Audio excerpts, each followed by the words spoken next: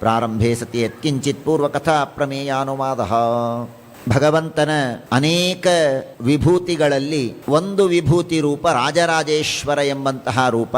ಆ ರಾಜರಾಜೇಶ್ವರ ಎಂಬಂತಹ ರೂಪದಿಂದ ಭಗವಂತ ಎಲ್ಲ ರಾಜರಲ್ಲಿ ಚಕ್ರವರ್ತಿಗಳಲ್ಲಿ ಇದ್ದು ಜಗತ್ತಿನ ಪಾಲನೆಯನ್ನು ಮಾಡ್ತಾನೆ. ಕೆಲವು ರಾಜರಲ್ಲಿ ಇನ್ನೂ ಹೆಚ್ಚು ವಿಶಿಷ್ಟವಾಗಿ ಸನ್ನಿಹಿತನಾಗಿ ತಾನು ರಾಜ್ಯವನ್ನು ಮಾಡ್ತಾನೆ.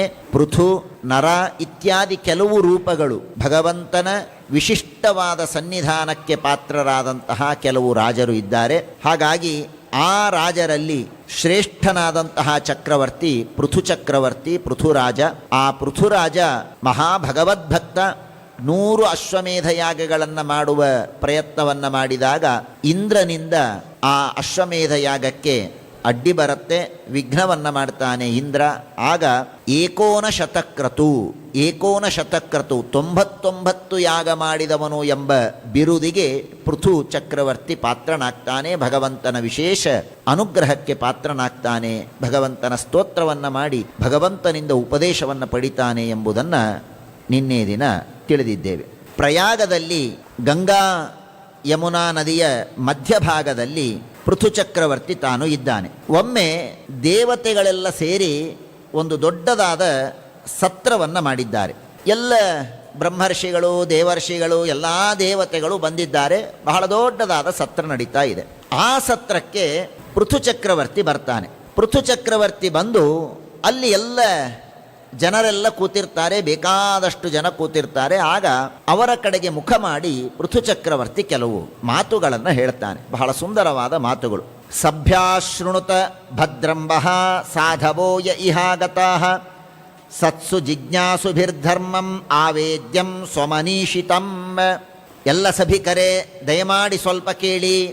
ನೀವು ಯಾವ ರೀತಿಯಾಗಿ ನಡೆದುಕೊಳ್ಳಬೇಕು, ಎಲ್ಲರೂ ಪ್ರಜೆಗಳಲ್ಲಿದ್ದವರು, ಯಾವ ರೀತಿಯಾಗಿ ನಡೆದುಕೊಳ್ಳಬೇಕು ಅನ್ನುವುದನ್ನು, ಧರ್ಮವನ್ನು ಹೇಳಬೇಕು ಅಂತ ನಾನು ಅಪೇಕ್ಷೆ ಪಟ್ಟಿದ್ದೇನೆ. ಅದನ್ನು ಹೇಳ್ತಾ ಇದ್ದೇನೆ, ಸ್ವಲ್ಪ ಎಲ್ಲರೂ ಕೇಳಿ. ಯವುದ್ಧರೇತ್ಕರಂ ರಾಜ ಪ್ರಜಾಧರ್ಮೇಶ್ವಶಿಕ್ಷಯನ್ ಪ್ರಜಾನಾಂ ಶಮಲಂ ಭುಂಕ್ತೆ ಭಾಗಂಚ ಸ್ವಂ ಜಹಾತಿ ಸಹ. ನೀನ್ಯಾಕೆ ಬಂದು ಹೇಳ್ತಾ ಇದ್ದೀಯಪ್ಪ? ನಮ್ಗೆ ಹೇಳೋದಕ್ಕೆ ಬೇಕಾದಷ್ಟು ಗುರುಗಳಿದ್ದಾರೆ, ನೀನ್ಯಾಕೆ ಬಂದು ಹೇಳ್ತಾ ಇದ್ದೀಯ?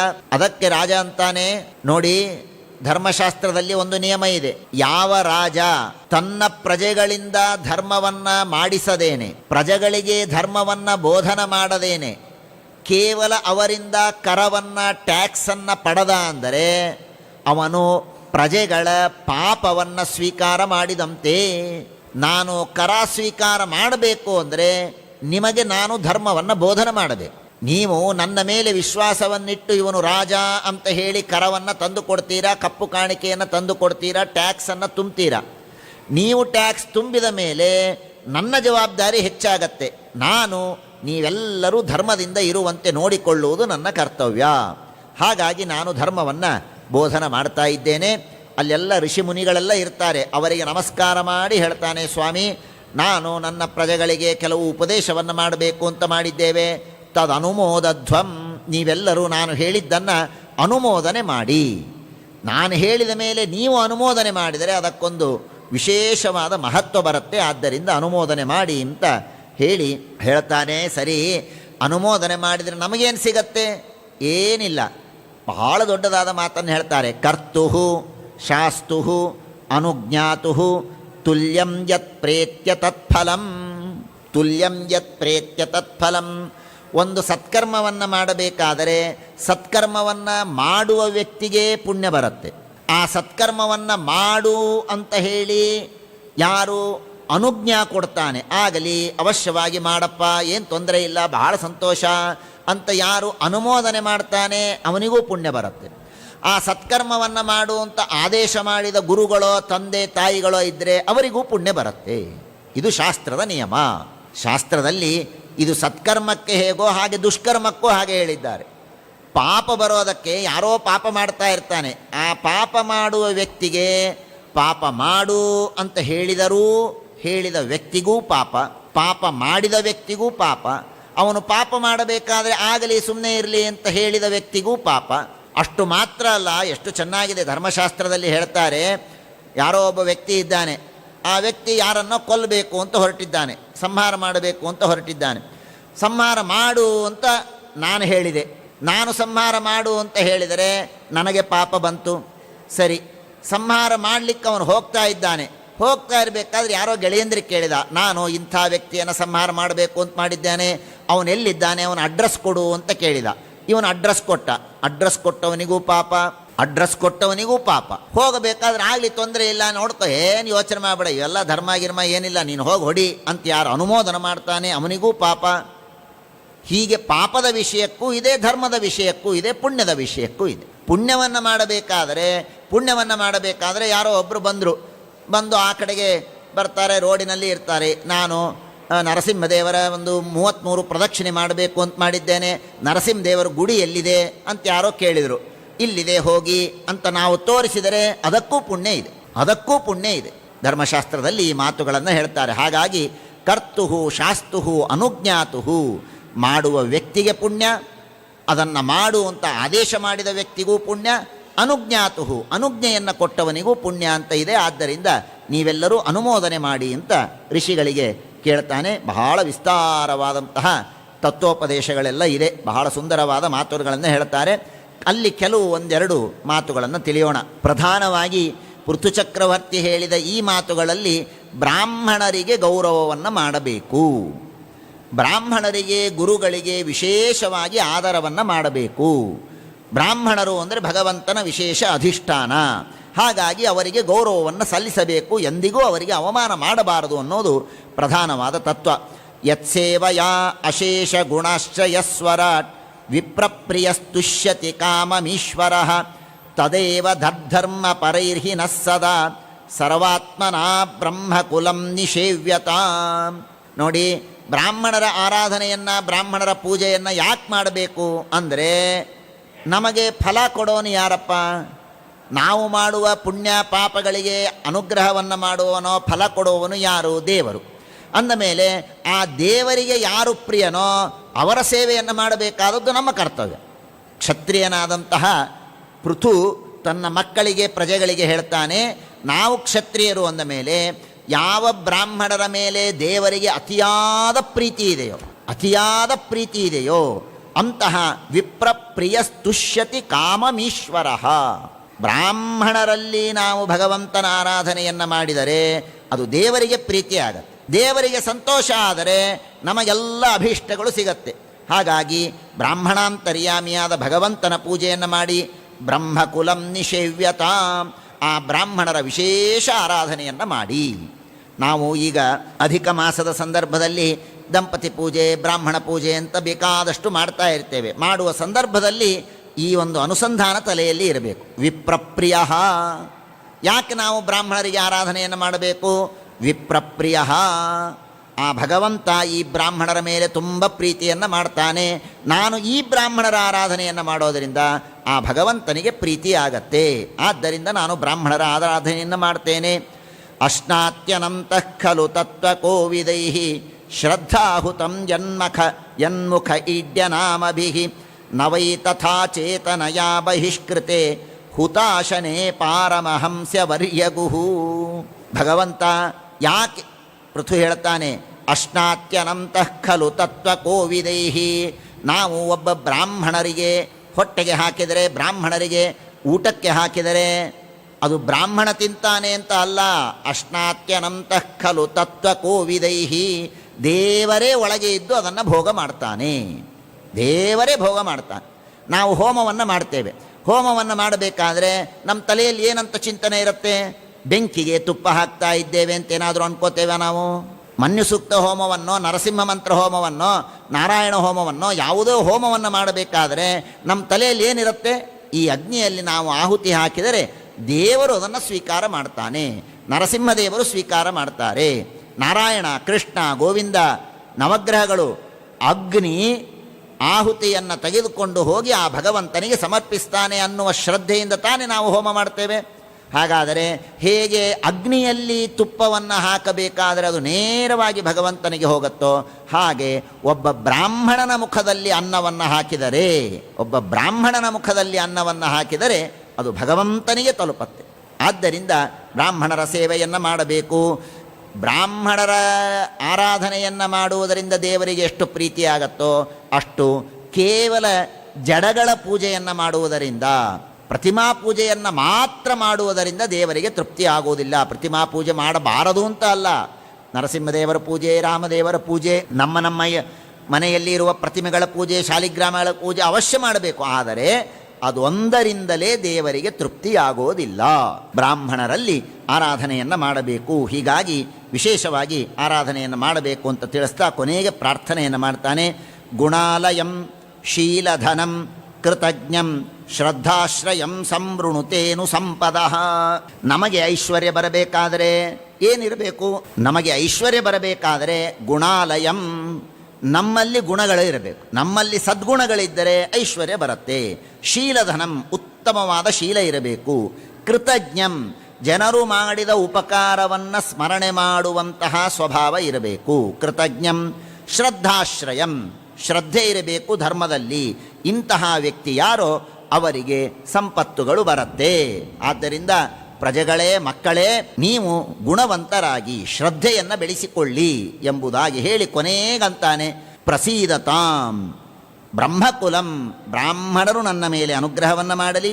ಗವಾಂ ಕುಲಂ, ಆಕಳುಗಳು ನನ್ನ ಮೇಲೆ ಅನುಗ್ರಹವನ್ನು ಮಾಡಲಿ. ಜನಾರ್ದನ, ಭಗವಂತ ನನ್ನ ಮೇಲೆ ಅನುಗ್ರಹವನ್ನು ಮಾಡಲಿ. ಸಾನುಚರಶ್ಚ, ಎಲ್ಲ ದೇವತೆಗಳು ನನ್ನ ಮೇಲೆ ಅನುಗ್ರಹವನ್ನು ಮಾಡಲಿ. ಒಂದೇ ಒಂದು ಲೈನಲ್ಲಿ ಎಲ್ಲರ ಪ್ರಾರ್ಥನೆ ಇದೆ.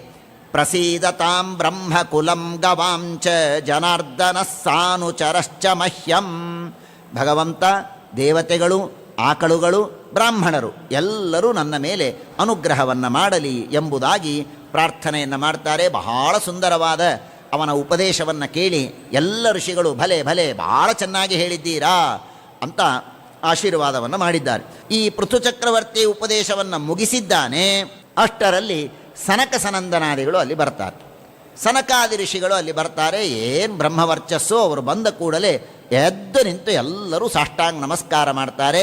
ಪೃಥುಚಕ್ರವರ್ತಿ ಅಂತಾನೆ, ಸ್ವಾಮಿ, ತಮ್ಮಂಥವರು ಬಂದರೆ, ತಮ್ಮಂಥವರು ಬರೋದರಿಂದ ನಮ್ಮ ಕುಲ ಉದ್ಧಾರ ಆಯಿತು. ಅಧನ ಅಪಿತೇ ಧನ್ಯಾ ಸಾಧವೋ ಗ್ರಹಮೇಧಿನಃ ಯದ್ಗ್ರಹಾ ಅರ್ಹ ವರ್ಯಾಂಬು ತೃಣಭೂಮಿ ಸುವಾಗ್ಧರಾಹ. ಒಂದು ದೊಡ್ಡ ಮಾತನ್ನು ಹೇಳ್ತಾನೆ ಪೃಥುಚಕ್ರವರ್ತಿ. ಅವನಂತಾನೆ, ಅಧನಾಪಿ ತೇ ಧನ್ಯಾ, ಭಾರೀ ದರಿದ್ರರು, ಮನೆಯಲ್ಲಿ ಹಣ ಇಲ್ಲ, ಏನೂ ಇಲ್ಲ, ಆದರೆ ಅವರು ಧನ್ಯರು. ಯಾಕೆ ಅಂದರೆ, ಯಾರ ಮನೆಯಲ್ಲಿ ಒಬ್ಬ ಅತಿಥಿ ಬಂದಾಗ ತೃಣ, ಕೂಡೋದಕ್ಕೊಂದು ಆಸನ ಕೊಡಬೇಕಂತೆ. ಕೂಡೋದಕ್ಕೊಂದು ಆಸನ, ತೃಣ ಭೂಮಿ ಸುವಾಗ್ಧರಾಹ, ಕುಡಿಯೋದಕ್ಕೆ ಸ್ವಲ್ಪ ನೀರು ಕೊಡಬೇಕಂತೆ. ಬಂದಾಗ ಚೆನ್ನಾಗಿ ಮಾತಾಡಿಸ್ಬೇಕಂತೆ. ಇದು 3 ಮಾಡಿದರೆ ಸಾಕು ಅಂತಾರೆ. ಇನ್ನೇನು ಬೇಡ. ನಿಮ್ಮಲ್ಲಿ ದುಡ್ಡು ಇಲ್ವಲ್ಲ, ಹಣ ಇಲ್ವಲ್ಲ, ಅವನು ಬಂದಾಗ ಭಾರಿ ಆಪೂಸು ದೇವಗಡು ಇದೇನು ಬೇಕಾಗಿಲ್ಲ. ಮನೆಗೆ ಬಂದ ಒಬ್ಬ ವ್ಯಕ್ತಿಯನ್ನು, ಬ್ರಾಹ್ಮಣನನ್ನು, ಅತಿಥಿಯನ್ನು ಈ 3 ಕೊಟ್ಟರೆ ಸಾಕು, ಅವನು ನಿಜವಾಗಿ ಧನ್ಯ. ತೃಣಭೂಮಿ ಸುವಾಗ್ಧರಾಹ, ಅಂಬು ಕುಡಿಯೋದಕ್ಕೆ ನೀರು, ತೃಣಭೂಮಿ ಕೂಡೋದಕ್ಕೊಂದು ಆಸನ, ಸುವಾಕ್ ನಗನಗತಾ ಮಾತಾಡೋದು ಅಷ್ಟೇ. ನಗನಗತಾ ಮಾತಾಡೋದನ್ನು ಕಲಿತು ಬಿಟ್ಟರೆ ಸಾಕು. ನಗು ಹಾಗೂ ಉತ್ತಮವಾದ ಮಾತು, ಕೂಡೋದಕ್ಕೊಂದು ಆಸನ, ಕುಡಿಯೋದಕ್ಕೆ ನೀರು, ಇಷ್ಟು ಕೊಡಿ ಸಾಕು, ಭಗವಂತ ತೃಪ್ತನಾಗ್ತಾನೆ. ಅವರು ನಿಜವಾಗಿ ಧನ್ಯರು, ಅವರು ನಿಜವಾಗಿ ಧನ್ಯರು. ವ್ಯಾಲಾಲಯದ್ರುಮಾಹ್ಯೇತೆ ಸಂಸಿದ್ಧಾಖಿಲ ಸಂಪದಃ ಯದ್ಗ್ರಹಾ ತೀರ್ಥಪಾದೀಯ ಪಾದ ತೀರ್ಥ ವಿವರ್ಜಿತಾ. ದೊಡ್ಡ ಮನೆ, ಭಾರೀ ಸಂಪತ್ತು, ಭಾರೀ ಅರಮನೆ. ಆದರೆ ಆ ಮನೆಗೆ, ಆ ಅರಮನೆಗೆ ಒಂದು ದಿನ ಒಬ್ಬ ಬ್ರಾಹ್ಮಣ ಬಂದಿಲ್ಲ. ಬ್ರಾಹ್ಮಣನ ಪಾದ ಪೂಜೆ ಆಗಿಲ್ಲ. ಬ್ರಾಹ್ಮಣನ ಪಾದ ಪೂಜೆಯಾದ ನೀರು ಆ ನೆಲದ ಮೇಲೆ ಬಿದ್ದಿಲ್ಲ. ಅದು ಸ್ಮಶಾನ ಇದ್ದಂತೆ. ಆ ಮನೆ ಏನೂ ಮಹತ್ವ ಇಲ್ಲ. ವ್ಯಾಲಾಲಯ ದ್ರುಮಾಹ, ಸ್ಮಶಾನ, ಕಾಡು, ಬರೀ ಕ್ರಿಮಿ ಕೀಟಗಳು, ಪಶು ಪಕ್ಷಿಗಳು ಇರುವಂತಹ ಒಂದು ದೊಡ್ಡ ವನ. ಅದು ವ್ಯರ್ಥ. ಅದು ಅಂಥ ಮನೆ. ಯಾವ ಮನೆಯಲ್ಲಿ ಬ್ರಾಹ್ಮಣರ ಪಾದ ರಜಸ್ಸು ಇಲ್ಲ, ಅಂತಹ ಮನೆ ವ್ಯರ್ಥ. ಆದ್ದರಿಂದ ನಾವು ಕರೆಯದೇ ಇವತ್ತು ಇಲ್ಲಿ ಬಂದಿದ್ದೀರಿ, ನಾವು ಧನ್ಯರಾಗಿದ್ದೇವೆ ಎಂಬುದಾಗಿ ಹೇಳಿ ನಮಗೆ ಉಪದೇಶವನ್ನು ಮಾಡಿ. ನೋಡಿ, ಸನಕಾದಿಗಳು ಬಂದರು, ಸುಮ್ಮನೆ ದಕ್ಷಿಣೆ ಕೊಟ್ಟು ಕಳಿಸೋದಲ್ಲ, ಉಪದೇಶನೇ ಬೇಕು. ಪೃಥುಚಕ್ರವರ್ತಿ ಅಂದ, ನನಗೆ ಉಪದೇಶ ಮಾಡಿ. ಯಾವುದರಿಂದ ಈ ಸಂಸಾರವನ್ನು ನಾನು ಕಳೆದುಕೊಳ್ಳಬಹುದೋ ಅದನ್ನು ನನಗೆ ಉಪದೇಶ ಮಾಡಿ ಅಂತ ಹೇಳಿದಾಗ ಸನಕಾದಿಗಳು ಉಪದೇಶವನ್ನು ಪ್ರಾರಂಭ ಮಾಡ್ತಾರೆ. ನೋಡಪ್ಪ, ಶಾಸ್ತ್ರೇಷ್ವಿಯಾನೇವ ಸುನಿಶ್ಚಿತೋ ನೃಣಾಂ ಕ್ಷೇಮಸ್ಯ ಸಮ್ಯಗ್ವಿಮೃಶೇಷು ಹೇತು ಅಸಂಗ ಆತ್ಮವ್ಯತಿರಿಕ್ತ ವಸ್ತುನಿ ದೃಢಾರತಿರ್ಬ್ರಹ್ಮಣಿ ನಿರ್ಗುಣೇ ಚಯ. ಏನು ಬೇಕು? ಏನಿಲ್ಲ, 2 ಪಡೆದು ಬಿಡು ಸಾಕು ಅಂದರು. ಮೋಕ್ಷಕ್ಕೆ ಹೋಗ್ಬೇಕಾ, ಸಂಸಾರ ನಿವೃತ್ತಿ ಆಗಬೇಕಾ, ನಿಮಗೆ 2 ಸಾಕು. 2 ಮಾಡಿಬಿಡು, ಎಲ್ಲ ಸಿಕ್ಕಿಬಿಡುತ್ತೆ. ಏನದು? ಅಸಂಗ ಆತ್ಮವ್ಯತಿರಿಕ್ತ ವಸ್ತುನಿ, ಭಗವಂತನನ್ನು ಬಿಟ್ಟು ಉಳಿದ ಎಲ್ಲ ಕಡೆಗೆ ಅಸಂಗ ವೈರಾಗ್ಯ, ಭಗವಂತನಲ್ಲಿ ದೃಢವಾದ ಭಕ್ತಿ. ಇದು ಮಾಡು, ನಿನಗೆ ಮೋಕ್ಷ ಆಗತ್ತೆ. ಎಷ್ಟು ಸಿಂಪಲ್ ಇದೆ, 2. ಏನು ಭಾಳ ಹೇಳೇ ಇಲ್ಲ. ಭಾಗವತ ಸನಕಾದಿಗಳು ಹೇಳ್ತಾ ಇರೋದು 2 ಹೇಳಿದ್ದಾರೆ. ಅಸಂಗ ಆತ್ಮವ್ಯತಿರಿಕ್ತ ವಸ್ತುನಿ, ಭಗವಂತನನ್ನು ಬಿಟ್ಟು ಉಳಿದ ವಸ್ತುಗಳಲ್ಲಿ ಅಸಂಗ ವೈರಾಗ್ಯ ಇರಬೇಕು, ಭಗವಂತನಲ್ಲಿ ದೃಢವಾದ ರತಿ ಇರಬೇಕು. ಇದು ಮಾಡಿಬಿಡು ಸಾಕು, ನಿನಗೆ ಮೋಕ್ಷ. ರಾಜ ಅಂದ, ಈ 2 ಮಾಡೋದು ಹೇಗೆ? ಇದು ಮಾಡು ಅಂತಂದರೆ ನಿಜ, ಇದು ಮಾಡೋದು ಹೇಗೆ? UPSC ಪಾಸ್ ಆಗಬೇಕು, ಏನಿಲ್ಲ, ಪ್ರಿಲಿಮ್ಮು ಫೈನಲ್ನು ಮುಗಿಸ್ಬಿಡು, ಆಗೋಗುತ್ತೆ. CA ಮುಗಿಸ್ಬೇಕು, ಏನಿಲ್ಲ, ಫೈನಲ್ 1 ಪ್ರಿಲಿಮಿನರಿ 1 2 ಆಗಿಬಿಟ್ರೆ ಹಾಗೆ ಹೋಯ್ತು. ಹಾಗೆ ಹೇಳಿದಾಗಿದೆ.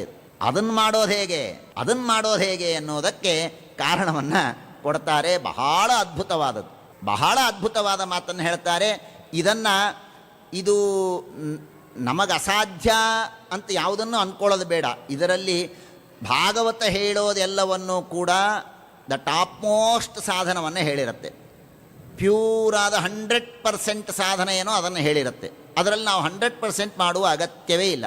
ಅದರಲ್ಲಿ 1%, 0.1% ಮಾಡಿದರೂ ಸಾಕು, ನಾವು ಆ ದಾರಿಯಲ್ಲಿ ಇದ್ದಾಗಷ್ಟೆ. ಈಗ ಡಾಕ್ಟರ್ಗಳು ಔಷಧಿಯನ್ನು ಕೊಡ್ತಾರೆ.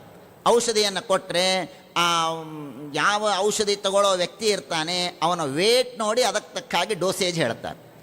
20 kg ಇದ್ದರೆ 5 ml ಕೊಡಿ ಅಂತಾರೆ, 30 kg ಇದ್ದರೆ 6 ml ಕೊಡಿ ಅಂತಾರೆ. ಹೌದೋ ಅಲ್ವೋ? ಹಾಗೆ ಭಾಗವತ ಹೇಳಿಬಿಟ್ಟಿದೆ, ಯಾವುದಕ್ಕೇನು ಔಷಧಿ ಅಂತ ಹೇಳಿ ಆಗಿದೆ. ಆದರೆ ಅದು ಎಷ್ಟು ml ತಗೋಬೇಕು ಅನ್ನೋದು ನಮ್ಮ ವೇಟ್ ಮೇಲೆ ಡಿಪೆಂಡ್. ಅದು ನಮ್ಮ ಪರಿಪಕ್ವತೆ ಎಷ್ಟಿದೆ, ನಮ್ಮ ಯೋಗ್ಯತೆ ಎಷ್ಟಿದೆ ಅಷ್ಟನ್ನು ನೋಡಿ ನಾವು ಮಾಡಬೇಕು. ಹಾಗಂತ ಏನೋ ಇದು ಕಹಿ ಔಷಧ ನಮಗೆ ಬೇಡವೇ ಬೇಡ ಅಂತ ಪಕ್ಕಕ್ಕೆ ಇಡಬೇಡಿ. ನೀನು 100 ml ತಗೋಬೇಡ, 100 ml ನಿನಗಲ್ಲ. ಅದು ಪರೀಕ್ಷಿತನಿಗೆ ಹೇಳಿದ್ದಾರೆ, ಅವರು ತಗೋತಾರೆ. ನೀನು 1 ml ತಗೋ, ನಿನಗೇನು ತೊಂದರೆ ಇದೆ? ಯಾಕಾಗೋದಿಲ್ಲ? ಆದ್ದರಿಂದ ಇಲ್ಲಿ ಹೇಳಿದ ಸಾಧನೆ ಏನು, ಒಂದು ಲಿಸ್ಟ್ ಕೊಡ್ತಾರೆ, ಸುಮಾರು 15-16 ಲಿಸ್ಟನ್ನು ಕೊಡ್ತಾರೆ. ಅವುಗಳನ್ನು ಮಾಡುವುದರಿಂದ ನಿಶ್ಚಿತವಾಗಿಯೂ ಭಗವಂತನಲ್ಲಿ ನಮಗೆ ರತಿ ಬರುತ್ತೆ, ಸಂಸಾರದಲ್ಲಿ ವೈರಾಗ್ಯ ಬರುತ್ತೆ. ಅದೇನು ಹೇಳ್ತಾರೆ. ತಚ್ಶ್ರದ್ಧೆಯ, ಮೊದಲನೆಯದಾಗಿ ಶ್ರದ್ಧೆಯನ್ನು ಕಲಿತುಕೋ.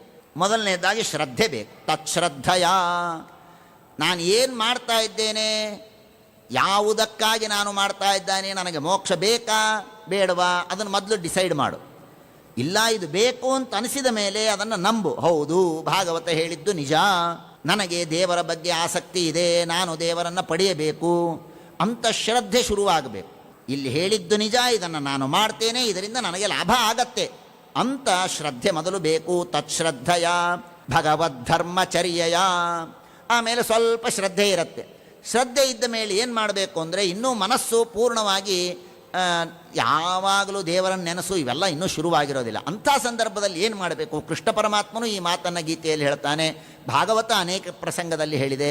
ಭಗವದ್ಧರ್ಮಚರ್ಯೆಯ, ನಿನಗೆ ಭಕ್ತಿ ಇದೆಯೋ ಬಿಟ್ಟಿದೆಯೋ, ದೇವರ ಕೆಲಸ ಮಾಡೋದಕ್ಕೆ ಶುರು ಮಾಡು. ರಂಗೋಲಿ ಹಾಕ್ತೀಯಾ, ದೀಪ ಹಚ್ತೀಯಾ, ಮಂಗಳಾರತಿ ಮಾಡ್ತೀಯಾ, ಪ್ರದಕ್ಷಿಣೆ ಹಾಕ್ತೀಯಾ, ಕಸ ತೆಗಿತೀಯಾ, ದೇವರ ಮನೆ ಕಸ ತೆಗೆಯೋದು, ತುಳಸಿ ಪ್ರದಕ್ಷಿಣೆ ಹಾಕೋದು, ದೇವರಿಗೆ ರಿಲೇಟೆಡ್ ಅಂತ ಏನಿದೆಯೋ ಅಂಥ ಕೆಲಸಗಳನ್ನು ನೀನು ಎಷ್ಟೇ ಅಲ್ಪ ಭಕ್ತಿ ಇದ್ದರೂ ಸರಿ ಮಾಡಲಿಕ್ಕೆ ಶುರು ಮಾಡು. ಭಗವದ್ಧರ್ಮಚರ್ಯೆಯ, ಮೊದಲು ದೇವರ ಕೆಲಸ ಮಾಡಲಿಕ್ಕೆ ಶುರು ಮಾಡು. ಆ ಕೆಲಸ ಮಾಡ್ತಾ ಇದ್ದಿ ಅಂದರೆ ನಿಧಾನವಾಗಿ ಶ್ರದ್ಧೆ ಭಕ್ತಿಗಳು ಬೆಳೆಯುತ್ತೆ. ನಾನು ಅನೇಕ ಬಾರಿ ದೃಷ್ಟಾಂತ ಕೊಟ್ಟಿದ್ದೇನೆ, ಪ್ರಸಿದ್ಧವಾದ ದೃಷ್ಟಾಂತ. ರಾವಣನ ಪಾತ್ರವನ್ನು 16 ವರ್ಷ ರಾವಣನ ಪಾತ್ರವನ್ನೇ ಒಬ್ಬ ವ್ಯಕ್ತಿ ಮಾಡಿದ ಅಂದರೆ ಅವನ ಮನಸ್ಸಿನಲ್ಲಿ ದುಷ್ಟ ಭಾವನೆಗಳು ಬರುತ್ತೆ.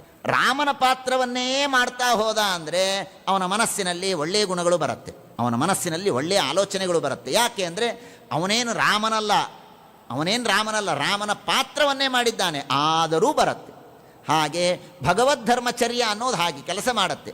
ಭಗವದ್ಧರ್ಮಚರ್ಯ ಅಂದರೆ ನಿತ್ಯವೂ ನೀವು ಗುಡಿಗೆ, ದೇವರ ಹತ್ತಿರ, ದೇವರ ಮನೆಯಲ್ಲಿ ದೇವರಿಗೆ ಸಂಬಂಧಪಟ್ಟ ಕೆಲಸಗಳನ್ನು ಮಾಡ್ತಾ ಇದ್ದರೆ ಮನಸ್ಸು ಭಗವಂತನಲ್ಲಿ ಹೋಗುತ್ತೆ. ಆಮೇಲೆ ಜಿಜ್ಞಾಸಯ, ಆಮೇಲೆ ಸ್ವಲ್ಪ ಭಗವಂತನ ದಿನ ಮಠಕ್ಕೆ ಬರೋದು, ಪ್ರದಕ್ಷಿಣೆ ಹಾಕೋದು, ಇಲ್ಲೆಲ್ಲ ಕ್ಲೀನ್ ಮಾಡೋದು, ಏನೋ ಅಂತೂ ದೇವರ ಸುತ್ತಮುತ್ತ ಇದ್ದರೆ ಆಗ ಅನಿಸತ್ತೆ ಇಷ್ಟೆಲ್ಲ ಇದೆಯಲ್ಲ ಜಿಜ್ಞಾಸಯ. ಹಾಗಾದರೆ ದೇವರ ಬಗ್ಗೆ ಕೇಳೋಣ, ಏನು ಹೇಳ್ತಾರೆ ದೇವರ ಬಗ್ಗೆ ಅಂತ ಭಾಗವತವನ್ನೋ ಪುರಾಣವನ್ನೋ ಕೇಳಬೇಕು ಅನ್ನುವ ಜಿಜ್ಞಾಸೆ ಬರುತ್ತೆ. ಜಿಜ್ಞಾಸಯ ಆಧ್ಯಾತ್ಮಿಕ ಯೋಗ ನಿಷ್ಠಯ. ಆಮೇಲೆ ಇದೆಲ್ಲ ಕ್ರಮವಾಗಿ ಏನು ಹೇಳಿಲ್ಲ, ಒಟ್ಟಾರೆ ಹೇಳ್ತಾ ಇದ್ದಾರೆ. ಆಧ್ಯಾತ್ಮಿಕ ಯೋಗ ನಿಷ್ಠಯ. ಆಮೇಲೆ ಯಮ ನಿಯಮಗಳನ್ನು ಮಾಡಬೇಕು. ನಿಧಾನವಾಗಿ ಯಮ ನಿಯಮ, ಆಸನ, ಪ್ರಾಣಾಯಾಮ ಇವುಗಳನ್ನೆಲ್ಲ ಮಾಡಬೇಕು ಅಂತ ಅನಿಸತ್ತೆ. ಯೋಗೇಶ್ವರೋಪಾಸನ, ಭಗವಂತನ ಉಪಾಸನೆ, ನಮ್ಮ ಯೋಗ್ಯತೆಗೆ ತಕ್ಕಂತೆ ಉಪಾಸನೆಯನ್ನು ಮಾಡಬೇಕು. ನಿತ್ಯಂ ಪುಣ್ಯಶ್ರವ ಕಥೆಯ ಪುಣ್ಯಯಾಚ, ಯಾವಾಗಲೂ ಕೂಡ ಆ ಭಗವಂತನ ಕಥೆಗಳನ್ನು ಹೇಳೋದು ಅಥವಾ ಕೇಳೋದು, ಹೇಳೋದು ಕೇಳೋದು ಇವುಗಳನ್ನು ಮಾಡ್ತಾ ಇರಬೇಕು. ಪುಣ್ಯಶ್ರವ ಕಥೆಯ ಪುಣ್ಯಯಾಚ. ಅರ್ಥೇಂದ್ರಿಯಾರಾಮ ಗುಣೇಶು ಅತೃಷ್ಣಯ. ಅರ್ಥೇಂದ್ರಿಯಾರಾಮ ಗುಣೇಶು ಅತೃಷ್ಣಯ. ನಮ್ಮ ಇಂದ್ರಿಯಗಳಿಗೆ ಮಕ್ಕಳನ್ನು ಪಾರ್ಕಿಗೆ ಕಳಿಸಿದ್ರೆ, ಮಕ್ಕಳನ್ನು ಆಟ ಆಡೋದಕ್ಕೆ ಪಾರ್ಕಿಗೆ ಕಳಿಸಿದ್ರೆ ಬೇಗ ತಿರುಗಿ ಬರೋದಿಲ್ಲ. ಅವರು ಆಟ ಆಡ್ತಾ ಇರ್ತಾರೆ. ಮನೆಗೆ ಬಾ ಅಂದರೆ ಇನ್ನೊಂದು ಸ್ವಲ್ಪ ಹೊತ್ತು ಅಂತಾರೆ, ಮನೆಗೆ ಬಾ ಅಂದರೆ ಇನ್ನೊಂದು ಸ್ವಲ್ಪ ಹೊತ್ತು ಅಂತಾರೆ. ಹಾಗೆ ಈ ನಮ್ಮ ಇಂದ್ರಿಯಗಳಿಗೆ ಒಂದು ಉದ್ಯಾನವನ ಇದೆ ಅಂತ, ಆರಾಮ ಉದ್ಯಾನವನ. ಅದು ಯಾವ ಉದ್ಯಾನವನ ಅಂದರೆ ಇದೆ, ಇಲ್ಲೆಲ್ಲ ಇದೆಯಲ್ಲ ಸುಂದರವಾದಂತಹ ರೂಪಗಳು, ಒಳ್ಳೊಳ್ಳೆ ಶಬ್ದಗಳು. ಒಮ್ಮೆ ಇದು ಅಲ್ಲಿ ಹೋಯಿತು ಅಂದರೆ ವಾಪಸ್ಸೇ ಬರಲ್ವಂಥದ್ದು. ಇನ್ನೊಂದು ಸ್ವಲ್ಪ ಹೊತ್ತಿರ್ತೀನಿ ರೀ, ಇನ್ನೊಂದು ಸ್ವಲ್ಪ ಹೊತ್ತು. ಮಕ್ಕಳು ಹೇಗೆ ಹಠ ಮಾಡುತ್ತೋ ಹಾಗೆ ನಮ್ಮ ಇಂದ್ರಿಯಗಳು ಅರ್ಥ ಇಂದ್ರಿಯ ಆರಾಮ. ಆರಾಮ ಅಂದರೆ ಉದ್ಯಾನವನ. ನಮ್ಮ ಇಂದ್ರಿಯಗಳೆಲ್ಲವೂ ಕೂಡ ಏನಾಗತ್ತೆ ಅಂದರೆ ಒಮ್ಮೆ ನಾವು ಕಳಿಸ್ತೇವೆ, ಸ್ವಲ್ಪ ಹೊತ್ತು ನೋಡ್ಕೊಂಬ, ಒಂದು 2 ನಿಮಿಷ ಆಟ ಆಡ್ಕೊಂಬ ಅಂತ ಮಕ್ಕಳಿಗೆ ಹೇಳಿದ್ರೆ 2 ನಿಮಿಷಕ್ಕೆ ವಾಪಸ್ ಯಾವತ್ತಾದರೂ ಬರುತ್ತಾರೋ ಇಲ್ಲ. ಹಾಗೆ ನಾವು ಅನ್ಕೋತೇವೆ, ಇನ್ನೊಂದು ಸ್ವಲ್ಪ ಟೈಮ್ ಅದಲ್ಲ ಉಪನ್ಯಾಸಕ್ಕೆ, ಒಂದು 2 ನಿಮಿಷ ನೋಡಿದ್ರಾಯ್ತು ಮೊಬೈಲು ಅಂತ ನೀವು ತೆಗೀರಿ, ಒಂದು 15 ನಿಮಿಷ ವೇಸ್ಟ್ ಆಗಿಬಿಡುತ್ತೆ. ಯಾಕೆಂದರೆ ಆರಾಮ, ಅದು ಉದ್ಯಾನವನ, ಅಲ್ಲಿ ಅದಕ್ಕೆ ಎಂಜಾಯ್ಮೆಂಟ್ ಇದೆ, ಆನಂದ ಇದೆ. ಇಲ್ಲಿ ಬಂದು ಕಿವಿಯಲ್ಲಿ ಇವರು ಬೈದೇ ಬೈತಾರೆ ಉಪನ್ಯಾಸದಲ್ಲಿ. ಇದನ್ನು ಕೇಳೋದ್ರ ಬದಲು ಆರಾಮಾಗಿ ಹಾಡು ಕೇಳಿದರೆ ಎಷ್ಟು ಆನಂದ ಇರುತ್ತೆ. ಮನೆಯಲ್ಲಿ ತಾಯಿ ಹೋಮ್ವರ್ಕ್ ಮಾಡುವಂತಾಳೆ, ಅದರ ಬದಲು ಉದ್ಯಾನವನದಲ್ಲಿರೋದು ಆರಾಮ. ಹಾಗೆ ಭಾಗವತವನ್ನು ಕೇಳಲಿಕ್ಕೆ ಕೂತ್ರೆ ಇಲ್ಲ ಅದು ಮಾಡಿರಿ, ಇದು ಮಾಡಿರಿ, ಇದನ್ನು ತಿನ್ಬೇಡ್ರಿ, ಅದನ್ನು ತಿನ್ಬೇಡ್ರಿ, ಬರೀ ಇದೇ ಹೇಳ್ತಾರಪ್ಪ ಅನ್ನೋದಕ್ಕೆ ಕಿವಿ ಏನಾಗತ್ತೆ, ಹಾಡು ಕೇಳ್ತಾ ಆನಂದದಿಂದ ಕೂತು ಬಿಡುತ್ತೆ. ಅರ್ಥೇಂದ್ರಿಯ ಆರಾಮ.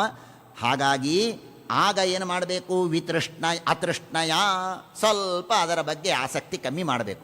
ಬೇಡಪ್ಪ, ಬೇಡ, ಹೋಗಬೇಡ ಅಂತ ನಿಧಾನವಾಗಿ ಇಂದ್ರಿಯಗಳನ್ನು ಹತೋಟಿಯಲ್ಲಿಟ್ಕೊಳ್ಬೇಕು. ಅಷ್ಟು ಮಾತ್ರ ಅಲ್ಲ, ತತ್ಸಮ್ಮತಾನಾಂ ಅಪರಿಗ್ರಹೇಣ ಚ. ನೀವೇನೋ ಇಂದ್ರಿಯಗಳನ್ನು, ಮಕ್ಕಳನ್ನು ಸರಿ, ತಾಯಿ ಭಾಳ ಸ್ಟ್ರಿಕ್ಟ್ ಮಾಡಿರ್ತಾಳೆ, 1 ವಾರ ಓನ್ಲಿ ಭಾನುವಾರ ಮಾತ್ರ ಪಾರ್ಕಿಗೆ ಹೋಗಬೇಕು, ಆ ಕಡೆ ಈ ಕಡೆ ಇಲ್ಲ, ಇನ್ನು 6 ದಿನ ಮನೆಯಲ್ಲೇ ಓದಬೇಕು ಅಂತ ಹೇಳಿರ್ತಾಳೆ. ಪಾಪ ತಾಯಿ ಹೇಳಿದ್ದಾಳೆ ಅನ್ನೋದಕ್ಕೆ ಇದು ಆಗಲಿ ಅಂತ ಏನೂ ಇಲ್ಲ, ಭಾನುವಾರ ಮಾತ್ರ ಪಾರ್ಕಿಗೆ ಹೋಗೋದು ಅಂತ ಮಗು ರೆಡಿ ಆಗಿರುತ್ತೆ. ಬರ್ತಾರೆ ಸೋದರ ಮಾವ, ಸೋದರತ್ತೆ, ಅಬಚಂದ್ರು, ಕಸಿನ್ಗಳು ಬರ್ತಾರೆ. ನಡೆಯೋ ಅಂತ ಕರ್ಕೊಂಡು ಹೋಗ್ಬಿಡ್ತಾರೆ. 1 ತಿಂಗಳು 1 ವಾರ ಇವರೆಲ್ಲ ಶ್ರಮಪಟ್ಟು ಮನೆಯಲ್ಲಿ ಇಟ್ಕೊಂಡದ್ದನ್ನು ಗೋಯಿಂದ 1 ನಿಮಿಷದಲ್ಲಿ ಹಾಳು ಮಾಡಿಬಿಡ್ತಾರೆ. ಬಾ ಪರವಾಗಿ ನಿಮ್ಮ ಅಮ್ಮಗೆ ಹೇಳ್ತೀನಿ ಬಾ ನಾನು ಅಂತ ಹೇಳಿ ಕರ್ಕೊಂಡು ಹೋಗಿಬಿಡ್ತಾರೆ ಗೋಯಿಂದ. ಹಾಗೆ ತತ್ಸಮ್ಮತಾನಾಮ ಪರಿಗ್ರಹೇಣ ಚ. ನೀವೇನೋ ನಿಗ್ರಹವನ್ನು ಮಾಡಿರ್ತೀರಿ, ಆದರೆ ಕೆಲವು ನಮ್ಮ ಗೆಳೆಯಂದರು ಹೇಗಿರ್ತಾರೆ ಅಂದರೆ, ನಮ್ಮ ಸುತ್ತಮುತ್ತ ಇದ್ದವರು ಅವರು ಇದೇ ಚೆನ್ನಾಗಿದೆ, ಇದೇ ಚೆನ್ನಾಗಿ, ಇದು ಏನು ಮಾಡ್ತೀವೋ ಮಾರ, ಯಾಕೆ ಭಾಗವತಕ್ಕೆ ಹೋಗ್ತಿ, ಇದು ವಯಸ್ಸಾ ನಿಂದು, ಭಾಗವತಕ್ಕೆ ಹೋಗೋ ವಯಸ್ಸಾ, ಬಾ ಇಲ್ಲಿ ನಾನು ಹೇಗೆ ಮಾಡ್ತೀನಿ ನೋಡು ಅಂತ ತತ್ಸಮ್ಮತಾನಾಂ, ಹೊರಗಿನ ಲೌಕಿಕವಾದ ವಿಷಯಗಳನ್ನು ಅನುಭವಿಸುವುದನ್ನೇ ಒಳ್ಳೆಯದು ಅಂತ ಹೇಳುವಂತಹ ವ್ಯಕ್ತಿಗಳಾರಿದ್ದಾರೆ ನೋಡಿ, ಅವರನ್ನು ಸ್ವಲ್ಪ ದೂರ ಇಟ್ಬಿಟ್ಟು, ಎಂತಹ ನಿಮ್ಮ ಫ್ರೆಂಡೇ ಇರಬಹುದು, ಎಷ್ಟು ನಮಗೆ ಆತ್ಮೀಯರಾಗಿದ್ದರೂ ಕೂಡ ನಾವು ನಮ್ಮ ಈ ಸಾಧನೆಗೆ ಅಡ್ಡ ಬರ್ತಾರೆ ಅಂತಾದರೆ ದೂರ ಇಟ್ಬಿಡೋಣ. ತತ್ಸಮ್ಮತಾನ ಅಪರಿಗ್ರಹೇಣ ಚ. ನಾನು ಇದನ್ನೇನು ಹೇಳ್ತಾ ಇದ್ದೇನೆ, ಇದು ನೀವು ಆಲೋಚನೆ ಮಾಡಿ, ಇದು ಬರೀ ದೇವರನ್ನು ಕಾಣುವುದಕ್ಕೆ ಮಾತ್ರ ಅಂತಲ್ಲ, ಯಾವುದೇ ಫೀಲ್ಡಿನಲ್ಲಿ ಏನೇ ಒಂದು ಸಿದ್ಧಿಯನ್ನು ಸಾಧನೆಯನ್ನು ಪಡೆಯಬೇಕು ಅಂದರೆ ಮನುಷ್ಯ ಇಷ್ಟು ಕಷ್ಟಪಡಲೇಬೇಕು. ಒಬ್ಬ ಅಥ್ಲೀಟ್ ಇದ್ದಾನೆ, ಗೋಲ್ಡ್ ಮೆಡಲ್ ತೊಗೊಂಡು ಬರ್ತಾನೆ ಒಲಿಂಪಿಕ್ಕಿಗೆ ಹೋಗಿ ಅಂದರೆ ಅವನ ದಿನಚರಿ ಹೇಗಿರುತ್ತೆ ನೋಡ್ಕೊಂಡು ಬನ್ನಿ. ಏನು ಸುಮ್ಮನೆ ಆರಾಮಾಗಿ ನಿಮ್ಮ ಹಾಗೆ ಕಂಡು ತಿನ್ನೋದು, ಕಂಡಾಗಿ ಹೇಳೋದು ಮಾಡ್ತಾ ಇರ್ತಾನೆ ಅವನು? ಎಷ್ಟು ಶ್ರಮ ಪಡ್ತಾನೆ ಅವನು. ಆಹಾರ ನಿಗ್ರಹ ಮಾಡ್ತಾನೆ, ನಿದ್ದೆ ನಿಗ್ರಹ ಮಾಡ್ತಾನೆ, ಎಕ್ಸಸೈಸ್ ಮಾಡ್ತಾನೆ, ಆ ಕಡೆ ಈ ಕಡೆ ಹೋಗೋದಿಲ್ಲ, ಏನು ಮಾಡಿಲ್ಲ. ಅವನ ಗುರಿ ಏನು? ಗೋಲ್ಡ್ ಮೆಡಲ್ ತರಬೇಕು. ಎಷ್ಟು ಶ್ರಮ ಪಡ್ತಾನೆ ಅದಕ್ಕಾಗಿ. ಗೋಲ್ಡ್ ಮೆಡಲ್ ತರೋದಕ್ಕೆ ಅಷ್ಟು ಶ್ರಮ ಪಡ್ತಾನೆ. ದೇವರು ಸಿಗೋದಕ್ಕೆ ನಾವು ಏನೋ ಶ್ರಮ ಪಡೋದಿಲ್ಲ. ದೇವರು ಸಿಗಬೇಕು ಅಂದರೆ ಯಾಕೆ ಸಿಗ್ತಾನೆ? ನಾವು ಶ್ರಮ ಪಡಲೇಬೇಕು. ಯಾವುದೇ ಕ್ಷೇತ್ರದಲ್ಲಿ, ಅದು ಕ್ರೀಡಾ ಕ್ಷೇತ್ರ ಇರ್ಬೋದು, ವಿದ್ಯಾಕ್ಷೇತ್ರ ಇರ್ಬೋದು, ಯಾವುದೇ ಕ್ಷೇತ್ರದಲ್ಲಿ ಸಿದ್ಧಿ ಆಗಬೇಕು ಅಂದರೆ ಪ್ರಯತ್ನ ಬೇಕು. ಏನು ಪ್ರಯತ್ನ ಇಲ್ಲ ಸಿದ್ಧಿ ಆಗತ್ತೆ ಅಂದರೆ ಆಗೋದಿಲ್ಲ. ಹಾಗಾಗಿ ದೇವರನ್ನು ಪಡೆಯೋದಕ್ಕೆ ಪ್ರಯತ್ನ ಮಾಡಲೇಬೇಕು. ಪ್ರಯತ್ನ ಇಲ್ಲದೆ ದೇವರು ಸಿಗೋದಿಲ್ಲ. ತತ್ಸಮ್ಮತ ನಾಮ ಪರಿಗ್ರಹೇಣ ಚ ವಿವಿಕ್ತ ರುಚ ಸ್ವಲ್ಪ ಏಕಾಂತದಲ್ಲಿ ಇರಿಯೋದನ್ನು ರೂಢಿ ಮಾಡಿಕೊಳ್ಳಬೇಕಂತೆ. ವಿವಿಕ್ತ ರುಚ, ಯಾವಾಗಲೂ ಜನರ ಮಧ್ಯದಲ್ಲೇ ಇದ್ದರೆ ಜನ ಏನು ಮಾಡ್ತಾ ಇರ್ತಾರೋ ಅದೇ ಮಾಡಬೇಕು ಅಂತ ನಮಗನಿಸುತ್ತೆ. ನಮ್ಮ ಬಗ್ಗೆ ನಮಗೆ ಆಲೋಚನೆ ಮಾಡೋದಕ್ಕೆ ಸಮಯವೇ ಸಿಗೋದಿಲ್ಲ. ನಾನು ಸಾಧನೆ ಏನು ಮಾಡ್ತಾ ಇದ್ದೇನೆ ಅಂತ ಏನೂ ಆಲೋಚನೆ ಮಾಡಲಿಕ್ಕಾಗೋದಿಲ್ಲ. ಹೀಗಾಗಿ ವಿವಿಕ್ತ ರುಚ, ಆಗಾಗ ಏಕಾಂತದಲ್ಲಿ ಒಬ್ಬನೇ ಇರಬೇಕು. ಅಪರಿತೋಷ ಆತ್ಮನ್ ವಿನಾ ದೇವರನ್ನು ಬಿಟ್ಟು ಉಳಿದ ಎಲ್ಲ ವಿಷಯಗಳಲ್ಲಿ ಅಲಂಬುದ್ಧಿ ಇರಬೇಕು. ಸಾಕು ಆಯಿತು, ಏನು ಸಾಕು, ಇಷ್ಟೇ ಸಾಕಪ್ಪ ಅಂತ ಅನಿಸಬೇಕು. ಅಪರಿತೋಷ ಆತ್ಮವು ವ್ಯತಿರಿಕ್ತ ವಸ್ತುನಿ, ಭಗವಂತನನ್ನು ಬಿಟ್ಟು ಭಗವಂತನ ಕಥೆಗಳನ್ನು ಕೇಳುವುದರಲ್ಲಾಗಲಿ, ಭಗವಂತನ ಸ್ತೋತ್ರವನ್ನು ಅನ್ನುವ ವಿಷಯದಲ್ಲಾಗಲಿ ತೃಪ್ತಿ ಇರಬಾರದು. ಎಷ್ಟು ಬಂದರೂ ಮಾಡಬೇಕು, ಆದರೆ ಉಳಿದ ವಿಷಯಗಳಲ್ಲಿ ತೃಪ್ತಿ ಇರಬೇಕು, ಸಾಕು ಅಂತ ಅನಿಸಬೇಕಂತೆ. ಅಹಿಂಸೆಯ, ಹಿಂಸೆಯನ್ನು ಮಾಡಬಾರದು. ಕಂಡವರಿಗೆ ಮಾತಿನಿಂದ ಹಿಂಸೆ, ದೇಹದಿಂದ ಹಿಂಸೆ, ಯಾವ ರೀತಿಯಾದ ಹಿಂಸೆಯನ್ನು ಕೂಡ ಮಾಡಬಾರದು. ಹರೇಹೇ ಗುಣಪೀಯೂಷಪಾನ ಪಾರಮಹಂಸಚರ್ಯಯ ಶಮ ದಮ, ಏನು ಸನ್ಯಾಸಿಗಳಿಗೆ ಹೇಳಿದ ಧರ್ಮಗಳಿದೆಯೋ ಎಲ್ಲ ಅಲ್ಲದೇ ಇದ್ದರೂ ಕೂಡ ಯಾವುದು ನಾವು ಮಾಡಲಿಕ್ಕೆ ಸಾಧ್ಯವೋ ಅಂತಹ ಶಮ ದಮ ಇವುಗಳನ್ನು ಮಾಡಬೇಕು. ಸ್ಮೃತ್ಯ, ಯಾವಾಗಲೂ ಭಗವಂತನ ನಾಮಸ್ಮರಣೆಯನ್ನು ಮಾಡ್ತಾ ಇರಬೇಕು, ಭಗವಂತನ ಗುಣಗಳ ಸ್ಮರಣೆಯನ್ನು ಮಾಡ್ತಾ ಇರಬೇಕು. ಮುಕುಂದ ಆಚರಿತ ಅಗ್ರ್ಯ ಶೀಧುನಾ, ಮುಕುಂದ ಆಚರಿತ, ಭಗವಂತನ ಏನು ಲೀಲೆಗಳಿದೆ, ಕೃಷ್ಣಾವತಾರ ಲೀಲೆ, ರಾಮಾವತಾರದ ಲೀಲೆ, ಈ ಎಲ್ಲ ಲೀಲೆಗಳನ್ನು ಯಾವಾಗಲೂ ಸ್ಮರಣೆ ಮಾಡ್ತಾ ಇರಬೇಕು. ಅಭಿದ್ಯಾ ಯಮ ನಿಯಮ ಅಕಾಮ, ಅಭಿಧ್ಯ ಭಗವಂತನ ಧ್ಯಾನ, ನಿರೀಹ ನಿಷಿದ್ಧವಾದದ್ದನ್ನು ಮಾಡಬಾರದು. ಯಾವುದು ನಿಷಿದ್ಧವಾದ ಆಚರಣೆಗಳಿದೆಯೋ ಆ ನಿಷಿದ್ಧ ಆಚರಣೆಗಳನ್ನು ಮಾಡಬಾರದು. ಹೀಗೆ ಮಾಡ್ತಾ ಇದ್ದರೆ ಹರೇಹೇ ಮುಹುಹು ತತ್ಪರ ಕರ್ಣಪೂರಯ ಗುಣಾಭಿಧಾನೇನ ವಿಜೃಂಭಮಾಣಯ ಭಕ್ತ್ಯಾ, ಚೆನ್ನಾಗಿದೆ ಅಂತ ಅನಿಸೋದಕ್ಕೆ ಶುರುವಾಗತ್ತಂತೆ. ಮೊದಲು ವಸ್ತುವಿನ ಧ್ಯಾನ, ವಸ್ತು ನೆನಪಾಗತ್ತೆ, ವಸ್ತುವನ್ನು ನೋಡ್ತೇವೆ, ನೋಡಿದ ಮೇಲೆ ಆ ವಸ್ತು ತುಂಬ ಚೆನ್ನಾಗಿದೆ ಅಂತ ಅನಿಸತ್ತೆ. ನಮ್ಮ ಕಣ್ಣು ನೋಡಿದ ಕೂಡಲೇ ವಸ್ತು ಚೆನ್ನಾಗಿದೆ ಅಂತ ಅನಿಸುತ್ತೆ. ಚೆನ್ನಾಗಿದೆ ಅಂತ ಅನಿಸಿದ ಮೇಲೆ ಆ ನಮ್ಮ ನೋಡಿದ ಇಂದ್ರಿಯಗಳೇನಿದೆ ನಮ್ಮ ಮನಸ್ಸಿನ ಮೇಲೆ ಪ್ರೆಷರ್ ಹಾಕತ್ತಂತೆ. ಅದು ಬೇಕು ತಗೋ ನೀನು ಅಂತ ಹೇಳಿ ನಮ್ಮ ಮನಸ್ಸಿನ ಮೇಲೆ ಪ್ರೆಷರ್ ಹಾಕತ್ತೆ ನಮ್ಮ ಇಂದ್ರಿಯಗಳು. ನಾನು ಕಣ್ಣಿನಿಂದ ಒಂದು ವಸ್ತುವನ್ನು ನೋಡಿದೆ, ಅದು ಬೇಕು ಅಂತ ಒಮ್ಮೆ ಅನಿಸಿದರೆ ಆಗ ಆ ಕಣ್ಣು ನನ್ನ ಮನಸ್ಸಿನ ಮೇಲೆ ದಿನಾ ಫೋರ್ಸ್ ಮಾಡುತ್ತೆ, ತಗೋ ಅಂತ. ವಿಷಯ ಕ್ಷಿಪ್ತಂ, ನಮ್ಮ ಮನಸ್ಸಿನ ಮೇಲೆ ಅಷ್ಟು ಪ್ರಭಾವ ಆಗತ್ತೆ. ಆ ವಸ್ತು ಕೆಟ್ಟ ವಸ್ತು. ತಾಯಿ ಹೇಳಿದ್ದಾಳೆ, ಹೊರಗಡೆ ಪಾನಿಪುರಿ ತಿನ್ನೋ ಹಾಗಿಲ್ಲ, ಭಾರಿ ಸ್ಟ್ರಿಕ್ಟಾಗಿ ಆದೇಶ.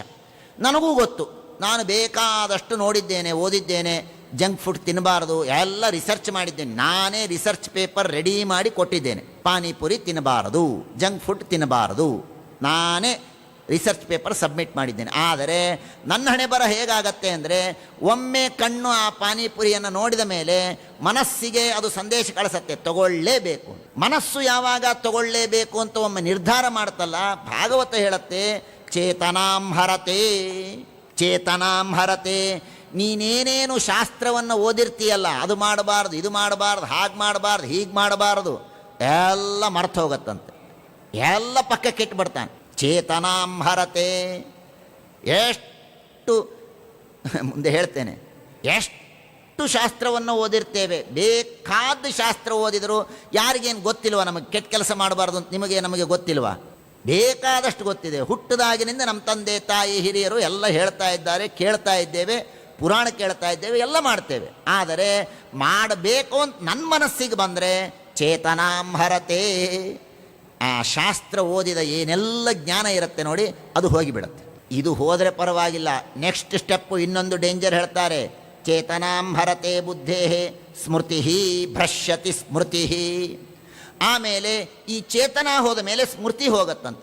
ಸ್ಮೃತಿ ಹೋಗೋದು ಅಂದರೆ ಏನು? ಗೀತೆಯಲ್ಲಿ ಗೀತಾ ಭಾಷ್ಯದಲ್ಲಿ ಆಚಾರ್ಯರೆಲ್ಲ ತಿಳಿಸಿಕೊಡ್ತಾರೆ. ಸ್ಮೃತಿ ಹೋಗುತ್ತಂತೆ. ಸ್ಮೃತಿ ಹೋಗೋದು ಅಂದರೆ ಏನು ಅಂದರೆ ಮರ್ತು ಬಿಡ್ತೇವೆ ಅಲ್ಲ, ಆಲ್ರೆಡಿ ಮರ್ತಿದ್ದೇವೆ. ಈಗ ಇದೇನಿದು ಎಕ್ಸ್ಟ್ರಾ ಅಂದರೆ ನಾವೇನೇನು ಶಾಸ್ತ್ರವನ್ನು ಓದಿದ್ದೇವಲ್ಲ, ತಿನ್ನಬಾರ್ದು, ನೋಡಬಾರ್ದು, ಮಾಡಬಾರ್ದು, ಅದೆಲ್ಲದಕ್ಕೂ ವಿಪರೀತವಾದ ಅರ್ಥವನ್ನು ಮಾಡಲಿಕ್ಕೆ ಶುರು ಮಾಡ್ತೇವಂತೆ.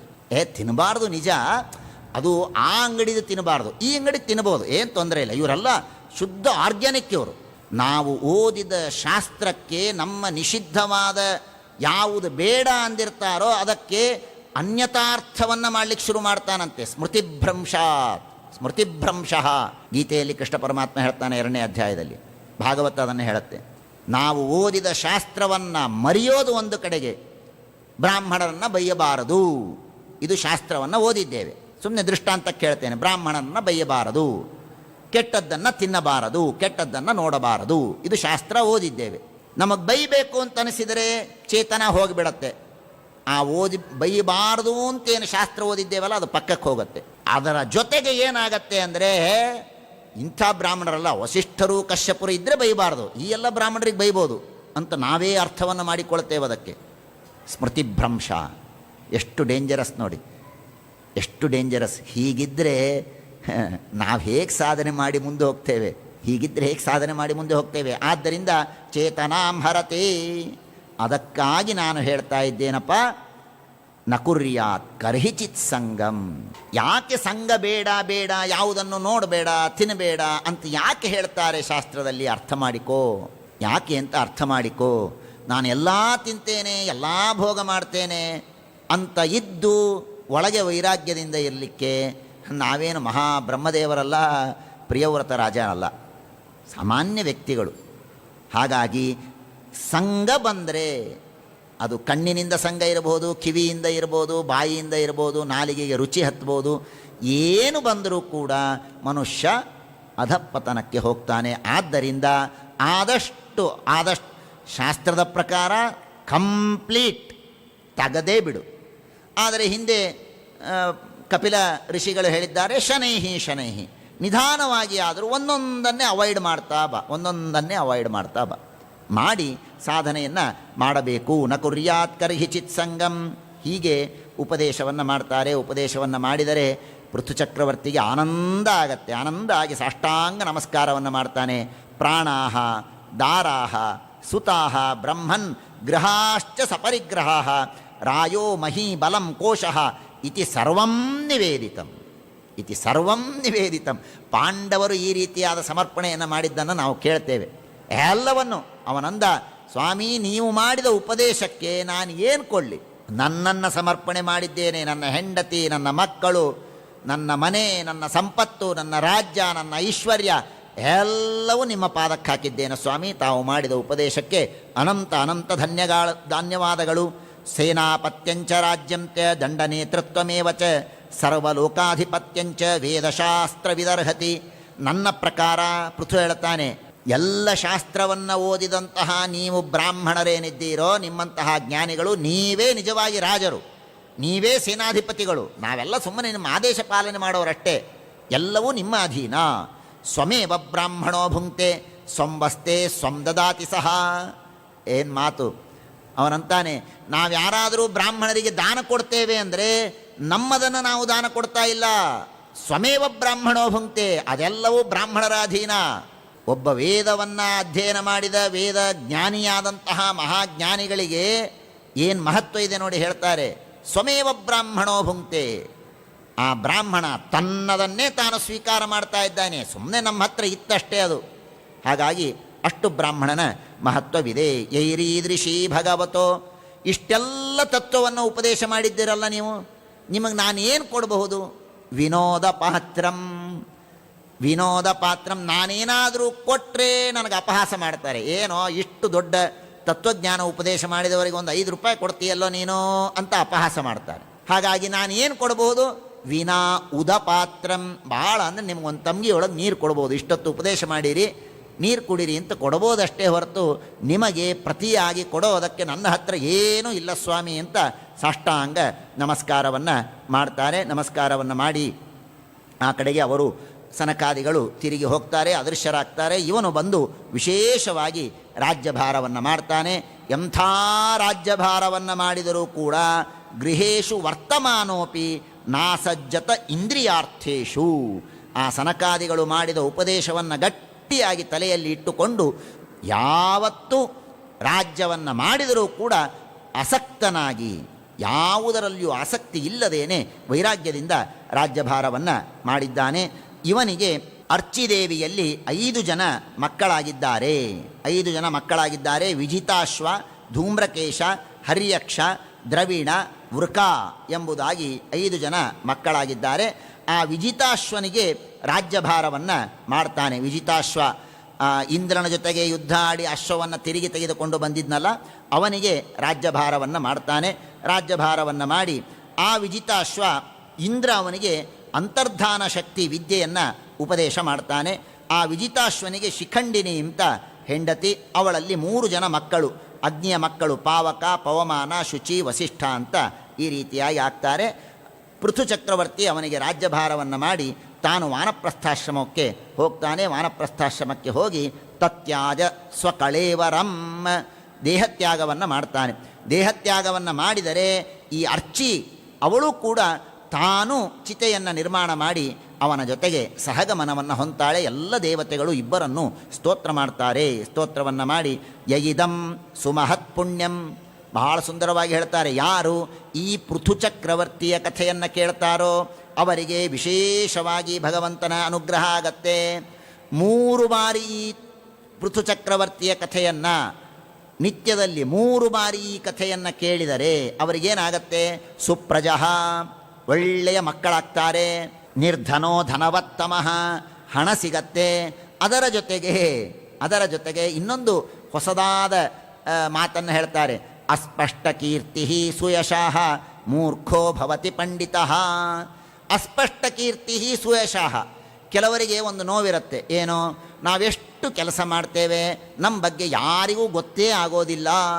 ನಾವೆಷ್ಟು ಕೆಲಸ ಮಾಡಿರ್ತೇವೆ ಯಾರಿಗೂ ಗೊತ್ತೇ ಆಗೋದಿಲ್ಲ. ಅವರ ರೆಕಗ್ನೈಸನ್ನೇ ಎಲ್ಲೂ ಇರೋದಿಲ್ಲ. ಹಾಗೆ ಕೆಲವರಿಗೆ ದುಃಖ ಇರುತ್ತೆ. ಆ ದುಃಖ ಯಾರಿಗಾದರೂ ಇದ್ದರೆ ಪೃಥು ಚಕ್ರವರ್ತಿಯ ಕಥೆ ಕೇಳಿದರೆ ನಿಮ್ಮ ನಿಜವಾದ ಕೀರ್ತಿ ಹೊರಗೆ ಬರುತ್ತೆ. ನೀವು ಸಾಧನೆಯನ್ನು ಮಾಡಿರ್ತೀರಿ, ಆದರೂ ಯಾರೂ ನಿಮ್ಮನ್ನು ಗುರುತಿಸೋದಿಲ್ಲ ಅನ್ನುವ ನೋವು ಯಾರಿಗಾದರೂ ಇದ್ದರೆ ಪೃಥು ಚಕ್ರವರ್ತಿಯ ಕಥೆ ಕೇಳಿದರೆ ನಿಮ್ಮ ಅಸ್ಪಷ್ಟವಾದ ಕೀರ್ತಿ ಸ್ಪಷ್ಟವಾಗತ್ತೆ, ಎಲ್ಲರಿಗೂ ಗೊತ್ತಾಗತ್ತೆ. ಆದ್ದರಿಂದ ಪೃಥು ಚಕ್ರವರ್ತಿಯ ಕೀರ್ತಿಯನ್ನು ಕೇಳಬೇಕು. ಸಂಗ್ರಾಮಾಭಿಮುಖೋ ರಾಜ ಶ್ರುತ್ವೇತದಭಿಯಾತಿ ತತ್. ಯುದ್ಧಕ್ಕೆ ಹೋಗುವ ವ್ಯಕ್ತಿ ಪೃಥು ಚಕ್ರವರ್ತಿಯ ಕಥೆಯನ್ನು ಕೇಳಿದರೆ ಅವನಿಗೆ ರಾಜ್ಯ ಸಿಗತ್ತೆ, ಜಯ ಸಿಗತ್ತೆ. ಹೀಗೆ ವಿಶೇಷವಾಗಿ ಆ ಪೃಥು ಚಕ್ರವರ್ತಿಯ ಮಹತ್ವವನ್ನು ತಿಳಿಸಿಕೊಡ್ತಾರೆ. ಆಮೇಲೆ ಆ ವಿಜಿತಾಶ್ವನ ವಂಶವನ್ನು ಮುಂದೆ ಹೇಳ್ತಾರೆ. ವಿಜಿತಾಶ್ವ ಪರಮಹಂಸಾಶ್ರಮವನ್ನು ಸ್ವೀಕಾರ ಮಾಡ್ತಾನೆ. ಅವನು ವಿಶೇಷವಾಗಿ ಸನ್ಯಾಸವನ್ನು ಸ್ವೀಕಾರ ಮಾಡ್ತಾನೆ. ಅವರ ವಂಶದಲ್ಲಿ ಮುಂದೆ ಬರ್ಹಿಷ್ಮಾನ್, ಗಯ, ಶುಕ್ಲ, ಸತ್ಯ, ಜಿತವ್ರತ. ಆ ಬರ್ಹಿಷ್ಮಾನ್ ಅಂತನ್ನುವ ವ್ಯಕ್ತಿ ಏನಿರ್ತಾನೆ ಅವನು ಭಾರಿ ವಿಚಿತ್ರ ವ್ಯಕ್ತಿ. ಅವನಿಗೆ ಹೋಮ ಹವನ ಮಾಡೋದು ಅಂದರೆ ಭಾರಿ ಪ್ರೀತಿ. ದಿನಾ ಒಂದು ಹೋಮ, ದಿನ ಒಂದಲ್ಲ, ದಿನಕ್ಕೊಂದು 10-12 ಹೋಮ ಮಾಡೋದಂತೆ. ಹೋಮ ಮಾಡಿ ಹೋಮ ಮಾಡಬೇಕಾದ್ರೆ ದರ್ಬೆ ಹಾಕಬೇಕು, ದರ್ಬೆ ಹಾಕೋದು ಹೋಮ ಮಾಡೋದು, ದರ್ಬೆ ಹಾಕೋದು ಹೋಮ ಮಾಡೋದು, ಮಾಡಿ ಹೇಗಾಗಿತ್ತು ಅಂದರೆ ಅವನ ಊರಿನಲ್ಲಿ ಆ ದರ್ಬೆ ಒಂದು 2 ಅಂಗುಲದಷ್ಟು ದಪ್ಪ ಒಂದು ಹಾಸಿಗೆ ಹಾಸಿದಾಗ ಆಗಿತ್ತು, ಇಡೀ ರೋಡಿನ ಮೇಲೆಲ್ಲ. ಅಷ್ಟು ದರ್ಬೆ, ಅಷ್ಟು ಹೋಮ ಹವನವನ್ನು ಅವನು ಮಾಡ್ತಾ ಇದ್ದ. ಹಾಗಾಗಿ ಅವನಿಗೆ ಪ್ರಾಚೀನ ಬರ್ಹಿ ಅಂತ ಹೆಸರು. ಬರ್ಹಿ ಅಂದರೆ ದರ್ಬೆ, ಪ್ರಾಚೀನ ಬರ್ಹಿ ಅಂದರೆ ಪೂರ್ವಕ್ಕೆ ದರ್ಭೆಯನ್ನು ಮಾಡಿ ಹೋಮವನ್ನು ಮಾಡಬೇಕಲ್ಲ. ಹೀಗಾಗಿ ಅವನಿಗೆ ಪ್ರಾಚೀನ ಬರ್ಹಿ ಅಂತ ಹೆಸರು ಬಿದ್ದಿದೆ. ಆ ಪ್ರಾಚೀನ ಬರ್ಹಿಗೆ ಬ್ರಹ್ಮದೇವರು ಆದೇಶ ಮಾಡ್ತಾರೆ, ಸಮುದ್ರರಾಜನ ಮಗಳು ಶತಧೃತಿ ಅಂತ. ಆ ಶತಧೃತಿಯ ವಿವಾಹವನ್ನು ಮಾಡಿಕೋ ಅಂತ ಹೇಳಿದಾಗ ಶತಧೃತಿಯ ವಿವಾಹವನ್ನು ಮಾಡಿಕೊಳ್ತಾನೆ. ಆ ಪ್ರಾಚೀನ ಬರ್ಹಿ ಹಾಗೂ ಶತಧೃತಿಯಲ್ಲಿ 10 ಜನ ಮಕ್ಕಳಾಗ್ತಾರೆ. ಅವರಿಗೆ ಎಲ್ಲರೂ ನೋಡೋದಕ್ಕೆ ಒಂದೇ ತರಹ, ಅವರ ಸ್ವಭಾವವೂ ಒಂದೇ ತರಹ, ಗುಣ ರೂಪ ಅವರ ಸ್ವಭಾವ ಎಲ್ಲವೂ ಒಂದೇ ಥರ 10 ಜನರಿಗೆ. ಹೀಗಾಗಿ 10 ಜನರಿಗೆ ಸೇರಿ ಪ್ರಚೇತಸ ಅಂತ ಹೆಸರಿಡ್ತಾರೆ. ಅವರೇ ಪ್ರಚೇತಸರು. ಹಾಗಾಗಿ ಪ್ರಚೇತಸರು ಅಂತ ಹೆಸರಿಡ್ತಾರೆ. ಆ ಪ್ರಚೇತಸರಿಗೆ ಅಪ್ಪ ಹೇಳ್ತಾನೆ, ಪ್ರಾಚೀನ ಬರಗಿ, ನೋಡಪ್ಪ, ನೀವೆಲ್ಲ ಹೋಗಿ ಭಗವಂತನ ಆರಾಧನೆಯನ್ನು ಮಾಡಿ ಸೃಷ್ಟಿಯನ್ನು ಮಾಡಬೇಕು. ಹಾಗಾಗಿ ಸೃಷ್ಟಿಯನ್ನು ಮಾಡೋದಕ್ಕಾಗಿ ವಿಶೇಷವಾಗಿ ತಪಸ್ಸನ್ನು ಮಾಡಿಕೊಂಡು ಬನ್ನಿ ಅಂತ ಹೇಳ್ತಾರೆ. ಆಗಲಿ ಅಂತ ತಪಸ್ಸು ಮಾಡೋದಕ್ಕೆ ಅವರು ಹೊರಡ್ತಾರೆ. ದಿಶಂ ಪ್ರತೀಚಿಂ ಪ್ರಯಯು ತಪಸ್ಯಾದೃತಚೇತಸಃ. ಪಶ್ಚಿಮ ದಿಕ್ಕಿಗೆ, ದ್ವಾರಕಾದಿಂದ ಮುಂದೆ ಅಲ್ಲೊಂದು ಸರೋವರ ಇದೆಯಂತೆ, ಅಲ್ಲಿ ಅಂತ ಹೇಳ್ತಾರೆ. ಈಗಲೂ ಪ್ರಾಚೇತಸರು ತಪಸ್ಸು ಮಾಡಿದ ಸ್ಥಳ ಅಂತ ತೋರಿಸ್ತಾರೆ. ಅಲ್ಲಿ ಹೋಗ್ತಾರೆ. ಅಲ್ಲಿ ಹೋಗಿ ಸಮುದ್ರದ ಒಳಗೆ ಹೋಗಿ ತಪಸ್ಸನ್ನು ಮಾಡಬೇಕು ಅಂತ ಹೊರಟಿರ್ತಾರೆ. ಹೊರಟ ಸಂದರ್ಭದಲ್ಲಿ ಏನೋ ಸುಂದರವಾದ ಗಾನ ಕೇಳಿಸುತ್ತೆ, ಭಾರಿ ಇಂಪಾದ ಗಾನ. ಆ ಇಂಪಾದ ಗಾನ ಕೇಳ್ತಾ ಇರುತ್ತೆ. ಇಲ್ಯಾರು ಹಾಡ್ತಾ ಇದ್ದಾರೆ ನಿರ್ಜನ ಪ್ರದೇಶದಲ್ಲಿ ಅಂತ ನೋಡ್ತಾರೆ. ರುದ್ರದೇವರು ಬರ್ತಾರೆ. ಅಲ್ಲಿ ರುದ್ರದೇವರ ಜೊತೆಗೆ ಅನೇಕ ಗಂಧರ್ವರೆಲ್ಲ ಅಲ್ಲಿ ಬಂದಿರ್ತಾರೆ. ಗಂಧರ್ವರು ಹಾಡ್ತಾ ಬರ್ತಾ ಇರ್ತಾರೆ. ರುದ್ರದೇವರು ಅಲ್ಲಿಂದ ಎದ್ದು ಬರ್ತಾರೆ. ರುದ್ರದೇವರು ಬಂದಾಗ ಸಾಷ್ಟಾಂಗ ನಮಸ್ಕಾರವನ್ನು ಮಾಡ್ತಾರೆ. ಶಿತಿಕಂಠಂ ತ್ರಿಲೋಚನಂ ನಮಸ್ಕಾರವನ್ನು ಮಾಡಿ, ನಾನು ಭಗವಂತ ನಿಮಗಾಗಿಯೇ ಕೊಟ್ಟು ಕಳಿಸಿದ್ದಾನೆ, ನಿಮಗೆ ಉಪದೇಶ ಮಾಡುವುದಕ್ಕಾಗಿಯೇ ನಾನು ಬಂದಿದ್ದೇನೆ. ಭಗವಂತನ ತತ್ವವನ್ನು ನಿಮಗೆ ನಾನು ಉಪದೇಶ ಮಾಡಬೇಕಾಗಿದೆ, ಅದಕ್ಕಾಗಿ ಬಂದಿದ್ದೇನೆ. ಸರಿ, ಏನು ರುದ್ರದೇವರೇ, ನೀವು ಸ್ವಲ್ಪ ನಿಮಗೂ ದೇವರಿಗೂ ಬರೋದಿಲ್ಲ ಅಂತ ಕೇಳಿವಿ, ನೀವೆಲ್ಲಿ ವಿಷ್ಣು ಭಕ್ತರು? ಏನು ಅಂದ್ಕೊಂಡಿಯೋ, ನಾನು ಮಹಾವಿಷ್ಣು ಭಕ್ತ. ಸ್ವಧರ್ಮನಿಷ್ಠ ಶತಜನ್ಮಭಿಪ್ಪುಮಾನ್ ವಿರಿಂಚಿತಾಮೇತಿ ತತಃ ಪರಂ ಹಿಮಾಂ ಅವ್ಯಾಕೃತಂ ಭಾಗವತೋಥ ವೈಷ್ಣವಂ ಪದಂ ಯಥಾರ್ಹಂ ವಿವಿಧೈಃ ಕಲಾತ್ಯಯೇ. ನಾನು ಮಹಾವಿಷ್ಣು ಭಕ್ತ.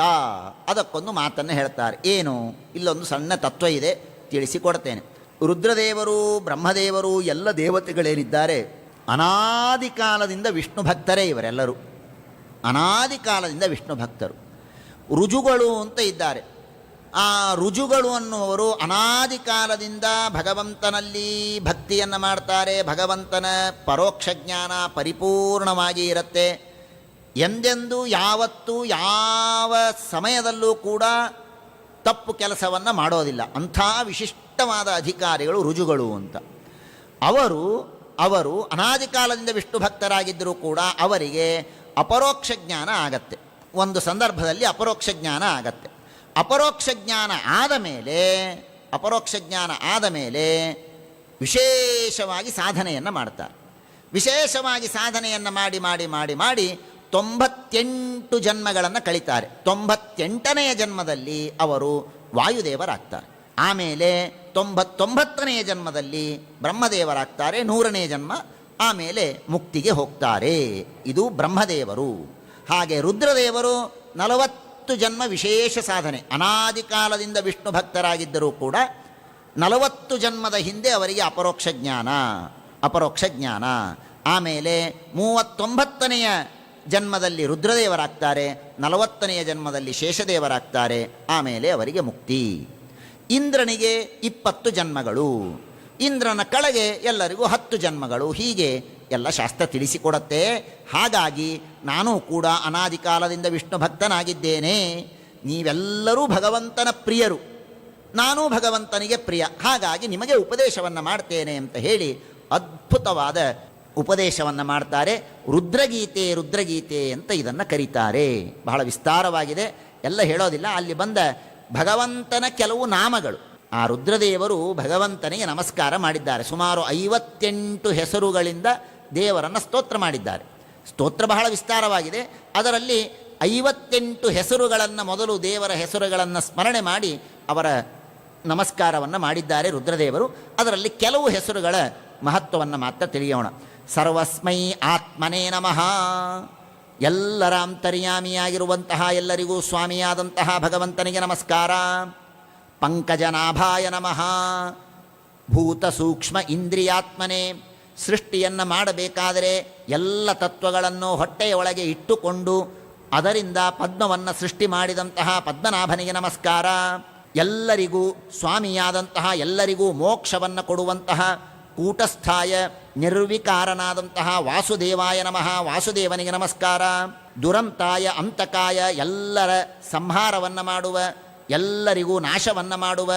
ದುರಂತಾಯ, ನಿನಗೆ ಮಾತ್ರ ನಾಶ ಇಲ್ಲ, ಎಲ್ಲರಿಗೂ ಅಂತಕ, ಎಲ್ಲರನ್ನೂ ಸಂಹಾರ ಮಾಡ್ತಾನೆ, ಅವನಿಗೆ ಮಾತ್ರ ದುರಂತ, ಅವನ ಅಂತ ಇಲ್ಲ, ಹಾಗಾಗಿ ಅವನು ದುರಂತ. ಅಂತಹ ಸಂಕರ್ಷಣ ರೂಪಿಯಾದ ಭಗವಂತನಿಗೆ ನಮಸ್ಕಾರ.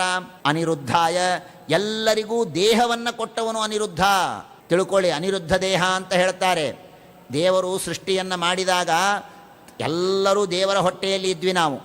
ನಾವೆಲ್ಲ ದೇವರ ಹೊಟ್ಟೆಯಲ್ಲಿದ್ದಾಗ ಆ ದೇವರು ನಾರಾಯಣ ಪದ್ಮನಾಭ ಅವನೇನು ಮಾಡಿದ, ತನ್ನ ಹೊಟ್ಟೆಯಲ್ಲಿರುವ ಎಲ್ಲರನ್ನು ಹಿಂಗೆ ಬೊಗಸೆಯಲ್ಲಿ ತಗೊಂಡ. ಬೊಗಸೆಯಲ್ಲಿ ತಗೊಂಡು ಪ್ರದ್ಯುಮ್ನ ಕೈಯಲ್ಲಿ ಕೊಡ್ತಾನೆ, ಪ್ರದ್ಯುಮ್ನ ಕೈಯಲ್ಲಿ ಇಟ್ಕೋತಾನೆ. ಪ್ರದ್ಯುಮ್ನ ಅನಿರುದ್ಧನ ಕೈಯಲ್ಲಿ ಕೊಡ್ತಾನೆ. ಅನಿರುದ್ಧ ಅವನ ತನ್ನ ಹೊಟ್ಟೆಯಲ್ಲಿ ಹಾಕಿಕೊಂಡು ತನ್ನ ಹೊಟ್ಟೆಯಿಂದ ಮತ್ತೆ ಹೊರಗೆ ತೆಗಿತಾನೆ. ಆಗೇನು ವಿಚಿತ್ರ ಆಗತ್ತೆ ಅಂದರೆ, ಪ್ರದ್ಯುಮ್ನಿಂದ ಅನಿರುದ್ಧನಿಗೆ ಟ್ರಾನ್ಸ್ಫರ್ ಆಗಬೇಕಾದ್ರೆ ನಾವೆಲ್ಲ ಇಷ್ಟಿಷ್ಟೇ ಇದ್ವಿ, ಚಿಕ್ಕ ಲಿಂಗದೇಹ ಮಾತ್ರ ಇತ್ತು. ಯಾವಾಗ ಅನಿರುದ್ಧನ ಹೊಟ್ಟೆಯೊಳಗೆ ಹೋಗಿ ಹೊರಗೆ ಬರ್ತೇವೋ ಆಗ ಸ್ವಲ್ಪ ದೊಡ್ಡ ದೇಹ ಬರುತ್ತೆ, ಅನಿರುದ್ಧ ದೇಹ ಅಂತ ಅದನ್ನು ಕರೀತಾರೆ. ಆ ಅನಿರುದ್ಧ ದೇಹವನ್ನೇ ದೊಡ್ಡದು ಮಾಡಿದಾಗ ಈ ಎಲ್ಲ ಸ್ಥೂಲ ದೇಹ ಆಗತ್ತೆ ಅಂತ ಮುಂದೆ ಎಲ್ಲ ಕಥೆ ಇದೆ, ಇರಲಿ. ಹಾಗಾಗಿ ನಮಗೆಲ್ಲ ದೇಹವನ್ನು ಕೊಟ್ಟವನು ಭಗವಂತ ಅನಿರುದ್ಧ. ದೇವರನ್ನು ಅನಿರುದ್ಧ ಅಂತ ಯಾಕೆ ಕರೀತಾರೆ? ಅನಿರುದ್ಧ ಅಂತ ಯಾಕೆ ಕರೀತಾರೆ? ಅವನಿಗೆ ಅಡೆ ಮಾಡುವವರು ತಡೆ ಮಾಡುವವರು ಯಾರೂ ಇಲ್ಲ. ದೇವರೊಂದೇನೋ ಮಾಡಬೇಕು ಅಂತ ಅಂದ್ಕೊಂಡಿದ್ದೆ, ನಿಲ್ಲೋ, ದೇವರಿಗೆ ಯಾರು ಹೇಳೋ ಗಂಡಸರೇ ಇಲ್ಲ, ಗಂಡಸರೂ ಇಲ್ಲ, ಹೆಂಗಸರೂ ಇಲ್ಲ. ನಾವೇನೋ ಮಾಡಬೇಕು ಅಂತ ಅನ್ಕೋತಿರ್ತೇವೆ, ನಮಗೆ ಅಡ್ಡ ಇರುತ್ತೆ, ಇದು ಬೇಡ ಅಂತ ಯಾರಾದರೂ ಅಂದರೆ ನಿರುದ್ಧ, ನಿಂತು ಬಿಡ್ತೇವೆ, ಹೋಗ್ಲಿಕ್ಕಾಗಲ್ಲ. ಬೆಟ್ಟ ಹತ್ತಬೇಕು ಅಂತ ಹೋಗ್ತೇವೆ, ನಿರುದ್ಧ, ಆಗಲ್ಲ, ವಾಪಸ್ ಬರ್ತೇವೆ. ಏನೋ ಮಾಡಬೇಕು ಅಂತ ಹೊರಟೇವೆ, ತಂದೆ ಬೇಡ ಅಂತಾರೆ, ನಿರುದ್ಧ, ವಾಪಸ್ ಬರ್ತೇವೆ. ಹೀಗೆ ನಮಗೆ ಎಲ್ಲದರಲ್ಲೂ ನಿರುದ್ಧ, ಸ್ಟಾಪ್ ಇದೆ, ಬ್ಯಾರಿಯರ್ ಇದೆ. ಆದರೆ ದೇವರಿಗೆ ಮಾತ್ರ ಅನಿರುದ್ಧ, ಎಲ್ಲಿ ಬೇಕಾದಲ್ಲಿ ಏನು ಬೇಕಾದ್ದು ದೇವರು ಮಾಡ್ತಾನೆ. ಹಾಗಾಗಿ ಅನಿರುದ್ಧ. ಭಗವಂತನಿಗೆ ಹೃಷಿಕೇಶ ಇಂದ್ರಿಯಾತ್ಮನೇ, ದೇವರು ನಮ್ಮೆಲ್ಲ ಇಂದ್ರಿಯಗಳಿಗೆ ನಿಯಾಮಕ, ನಮ್ಮೊಳಗಿದ್ದು ಎಲ್ಲವನ್ನೂ ಪ್ರೇರಣೆ ಮಾಡ್ತಾನೆ. ಹಾಗಾಗಿ ಹೃಷಿಕೇಶ ಇಂದ್ರಿಯ ಆತ್ಮನೇ. ಇಲ್ಲಿ ಒಂದು ಸ್ವಾರಸ್ಯ ಇದೆ, ಬಹಳ ಸುಂದರವಾಗಿದೆ. ಹೃಷಿಕೇಶ ಅಂದರೆ ಏನು? ಹೃಷಿಕ ಅಂದರೆ ಇಂದ್ರಿಯಗಳು, ಈಶಾ ಅಂದರೆ ಅದಕ್ಕೆ ಒಡೆಯ. ಇಂದ್ರಿಯಾತ್ಮನೆ ಅಂದ್ರೇನು? ಇಂದ್ರಿಯ ಅಂದರೆ ಇಂದ್ರಿಯಗಳು, ಆತ್ಮ ಅಂದರೆ ಅದಕ್ಕೆ ಒಡೆಯ. ಅರೆ, ಎರಡೆರಡು ಬಾರಿ ಏನು ಹೇಳೋದು? ಒಮ್ಮೆ ಹೃಷಿಕೇಶ ಅಂತಂದಿದ್ದೀರಿ, ಮತ್ತೆ ಇಂದ್ರಿಯಾತ್ಮನೆ ಅಂತ. ಅದೇ ಭಾಳ ಸ್ವಾರಸ್ಯ ಇದೆ, ಭಾಳ ಸ್ವಾರಸ್ಯ ಇದೆ. ಏನು ಅಂದರೆ, ಈಶಾ ಆಗೋದು ಬೇರೆ, ಪ್ರೇರಣೆ ಮಾಡೋದು ಬೇರೆ. ಈಶಾ ಆಗೋದು ಬೇರೆ, ಪ್ರೇರಣೆ ಮಾಡೋದು ಬೇರೆ. ಕೆಲವರು ಇರ್ತಾರೆ, ಅವರು ಬಂದ ತಕ್ಷಣ ಅವರನ್ನು ನೀವೇ ನಮ್ಮ ಸಂಸ್ಥೆಗೆ ಪ್ರೆಸಿಡೆಂಟ್ ಅಂತ ಹೇಳಿ ಕೂಡಿಸಿಬಿಡ್ತಾರೆ. ಅವರು ಈಶಾ, ಸುಮ್ಮನೆ ಕೂತಿರ್ಬೇಕಷ್ಟೇ, ಅವ್ರದ್ದೇನು ನಡೆಯೋದಿಲ್ಲ, ಅಲ್ಲಿ ಕೆಲಸವೇ ನಡೆಯಲ್ಲ. ಮಾಡೋದೆಲ್ಲ ಈ ಕೆಳಗಿದ್ದವರೆಲ್ಲ ಮಾಡ್ತಾ ಇರ್ತಾರೆ. ಇವನು ಪ್ರೆಸಿಡೆಂಟು, ಹೇಳ್ಕೊಳ್ಳೋದಕ್ಕೆ ಇವನು ಈಶಾ, ಇವನು ರಾಜ, ಆದರೆ ಕೆಲಸ ಮಾಡೋದು ಇನ್ನೊಬ್ರು ಯಾರೋ. ಹಾಗೆ ನಮ್ಮ ದೇವರಲ್ಲ. ನಮ್ಮ ದೇವರು ಈಶಾ, ಮೇಲೆ ಕೂತ ರಾಜನೂ ಹೌದು, ಆತ್ಮ, ಎಲ್ಲರೊಳಗಿದ್ದು ಪ್ರವೇಶ ಮಾಡಿ ಅವರಿಂದ ಕೆಲಸ ಮಾಡಿಸುವವನು ಅವನೇ. ನಮ್ಮ ದೇವರೇ ಈಶಾ, ನಮ್ಮ ದೇವರೇ ಕೆಲಸ ಮಾಡೋನು. ಹಾಗಾಗಿ ಹೃಷಿಕೇಶ ಇಂದ್ರಿಯಾತ್ಮನೇ. ಸ್ವರ್ಗಾಪವರ್ಗದ್ವಾರಾಯ ನಿಭೃತಾತ್ಮನೇ, ದೇವರಿಗೆ ನಿಭೃತ, ಫುಲ್ ಯಾವಾಗಲೂ ದೇವರನ್ನು ನೋಡಿ ಸ್ವಲ್ಪ ದಿವಸ ಬಿಟ್ಟು ಏನ್ರಿ ನರಸಿಂಹದೇವ್ರು ಯಾಕೋ ಸ್ವರ್ಗದಂಗೆ ಅನ್ನಿಸ್ತಾರ, ಚಾನ್ಸೇ ಇಲ್ಲ. ಅಥವಾ ಭಾಳ ದಿವಸ ಅಂತೂ ಮಾವನ ಮನೆಗೆ ಹೋಗಿ ಬಂದ್ರಿ, ಸ್ವಲ್ಪ ತುಂಬಿಕೊಂಡಿರಿ, ಚಾನ್ಸೇ ಇಲ್ಲ. ನಿಭೃತಾತ್ಮನೇ, ದೇವರಿಗೆ ವೃದ್ಧಿಯೂ ಇಲ್ಲ, ಹ್ರಾಸವೂ ಇಲ್ಲ, ಯಾವಾಗಲೂ ಏಕಪ್ರಕಾರ ದೇವರು. ನಿಭೃತಾತ್ಮನೇ. ಊರ್ಜೆ, ಊರ್ಜೆ, ಮನುಷ್ಯರು ತಿನ್ನುವ ಅನ್ನದಲ್ಲಿ ಇದ್ದು ತೃಪ್ತಿ ನೀಡ್ತಾನೆ ಭಗವಂತ. ಇಶೇ, ದೇವತೆಗಳು ತಿನ್ನುವ ಅನ್ನದಲ್ಲಿ ಇದ್ದು ತೃಪ್ತಿಯನ್ನು ನೀಡ್ತಾನೆ ಭಗವಂತ. ಶುಚಿ ಶದೆ, ಯಾರು ಶುಚಿ, ಯಾರು ಶುದ್ಧ, ಅವರಲ್ಲಿ ದೇವರು ಇರ್ತಾನೆ. ದೇವರು ಎಲ್ಲರಲ್ಲಿ ಇರ್ತಾನೆ, ಇಲ್ಲ ಅಂತಲ್ಲ, ಆದರೆ ಅವರಲ್ಲಿ ವಿಶೇಷವಾಗಿ ಸನ್ನಿಹಿತನಾಗಿ ಅನುಗ್ರಹವನ್ನು ಮಾಡ್ತಾನೆ. ಶುಚಿ ಅಂದರೆ ವಾಯುದೇವರು, ವಾಯುದೇವರಲ್ಲಿ ಸದಾ ಅಂತರ್ಯಾಮಿಯಾಗಿ ಇದ್ದಾನೆ. ಎಲ್ಲ ಒಂದೊಂದು ಬಹಳ ವಿಸ್ತಾರವಾಗಿದೆ, ಸುಮ್ಮನೆ ದೇವರ ಅನುಸಂಧಾನ ಮಾಡೋದಕ್ಕಾಗಿ ಹೇಳ್ತಾ ಇದ್ದೇನೆ. ಸರ್ವಸತ್ವಾತ್ಮ ದೇಹಾಯ, ಸರ್ವಸತ್ವಾತ್ಮ ದೇಹಾಯ, ಜಗತ್ತಿನಲ್ಲಿ ಸತ್ವ ಅಂದರೆ ಪ್ರಾಣಿಗಳು, ಯಾವ ಯಾವ ಪ್ರಾಣಿಗಳು ಜೀವರಾಶಿಗಳು ಅಂತ ಜಗತ್ತಿನಲ್ಲಿದೆಯೋ 84 ಲಕ್ಷವೋ 87 ಲಕ್ಷವೋ 90 ಲಕ್ಷವೋ 100 ಲಕ್ಷವೋ ಎಲ್ಲರಲ್ಲಿ ದೇವರು ತನ್ನ ಒಂದು ರೂಪವನ್ನು ಇಟ್ಟಿದ್ದಾನೆ. ಸರ್ವಸತ್ವ ಆತ್ಮದೇಹಾಯ ಎಲ್ಲರಲ್ಲಿ ಇದೆ. ಅದು ಇರುವೆಯಿಂದ ಆರಂಭ ಮಾಡಿಕೊಂಡು ಇನ್ನೂ ಚಿಕ್ಕ ಪ್ರಾಣಿಯಿಂದ ಆರಂಭ ಮಾಡಿಕೊಂಡು ನಿನ್ನೆ ಕೇಳಿದ್ವಲ್ಲ, ಒಂದು ಸ್ಪೂನು ಮಣ್ಣಿನಲ್ಲಿ 800 ಕೋಟಿಗಿಂತಲೂ ಹೆಚ್ಚು ಜೀವರಾಶಿಗಳು ಇವೆ. ಅಂತಹ ಸೂಕ್ಷ್ಮವಾದಂತಹ ದೇಹವನ್ನು ಆರಂಭ ಮಾಡಿಕೊಂಡು ಮೊನ್ನೆ ಕೇಳಿದ್ವಿ ಸನವಾವರಣಾಂಡ ಅವ್ಯಾಕೃತ ಆಕಾಶದವರೆಗೆ ಏನೇ ಬರಲಿ ದೇವರಲ್ಲಿ ಇದ್ದಾನೆ. ಸರ್ವಸತ್ವ ಆತ್ಮದೇಹಾಯ ಎಲ್ಲ ಕಡೆಗೆ ದೇವರಿದ್ದಾನೆ. ಸರ್ವಸತ್ವಾತ್ಮದೇಹಾಯ ವಿಶೇಷಾಯ ಲೋಕವಿಲಕ್ಷಣನಾದವನು, ತ್ರೈಲೋಕ್ಯ ಪಾಲಾಯ 3 ಲೋಕವನ್ನು ರಕ್ಷಣೆ ಮಾಡುವನು, ಧರ್ಮ ವಿಪಾಕಾಯ ನಾವು ಮಾಡುವ ಪುಣ್ಯ ಪಾಪ ಇವುಗಳ ಅಡಿಗೆ ಮಾಡುವವನು ದೇವರು.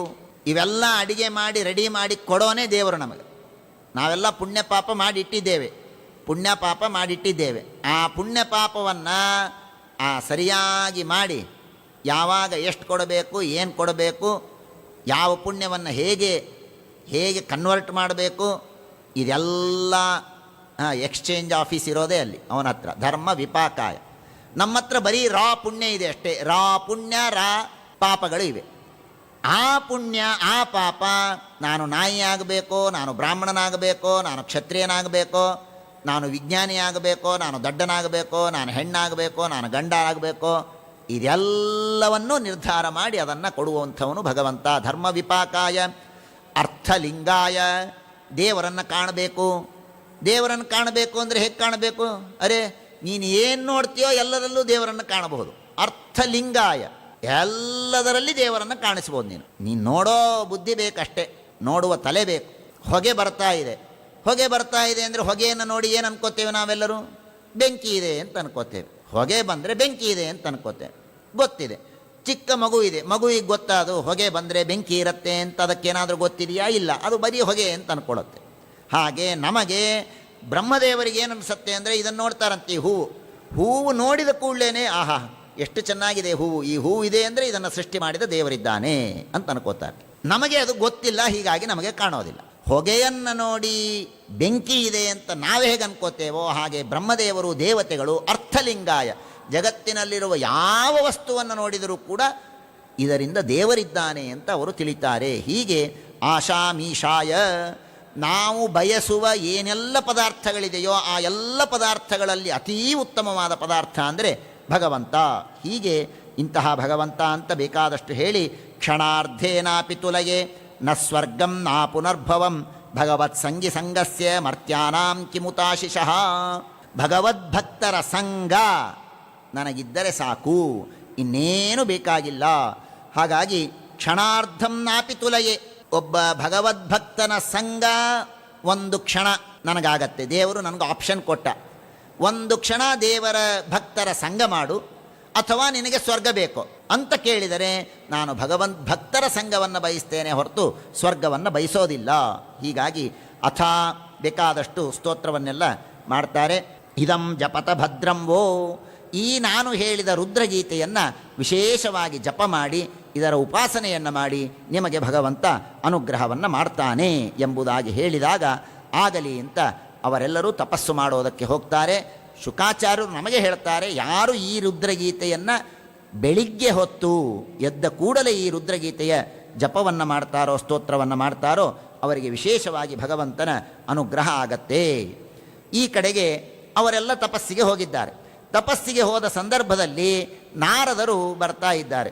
ನಾರದರು ಆ ಪ್ರಾಚೀನ ಬರಿಹಿ ಹತ್ರ ಬಂದರು. ಪ್ರಾಚೀನ ಬರಿಹಿ ಹತ್ರ ಬಂದು ಪ್ರಾಚೀನ ಬರಿಹಿ ಕೂತಿದ್ದ. ಏನಪ್ಪ ಮಾಡ್ತಾ ಇದ್ದೀಯಾ? ಏನಿಲ್ಲ, ನಾಳೆ ಒಂದು ಯಜ್ಞ ಮಾಡಬೇಕಾಗಿದೆ, ಬಂದ್ರಿ ಅನಾಯಾಸೇನ, ಒಳ್ಳೆಯದಾಯಿತು. ಆಗ ನಾರದರಂತಾರೆ, ನೋಡಪ್ಪ ಒಂದು ನಿಮಿಷ ಕೇಳು, ನಾನು ಕೆಲವು ಮಾತನ್ನು ಹೇಳ್ತೇನೆ. ಶ್ರೇಯಸ್ತ್ವಂ ಕಥಮದ್ರಾಜನ್ ಕರ್ಮಣಾತ್ಮನ ಈಹಸೆ ದುಃಖ ಹಾನಿ ಸುಖಾವಾಪ್ತಿ ಶ್ರೇಯಸ್ತನ್ನೇಹ ಚೇಷ್ಯತೆ. ನೋಡು, ನಿನಗೊಂದು ಪ್ರಶ್ನೆ ಮಾಡ್ತೇನೆ, ನನಗೊಂದು ಸಿಂಪಲ್ಲಾಗಿ ಹೇಳಿಬಿಡು. ಯಾವುದನ್ನು ಮಾಡೋದರಿಂದ ಮತ್ತೆ ದುಃಖ ಬರೋದಿಲ್ಲ ಅಂತಹ ಕರ್ಮ ಏನು ಅಂತ ನಿನಗೇನಾದರೂ ಗೊತ್ತಿದ್ದರೆ ಅದನ್ನು ಹೇಳು.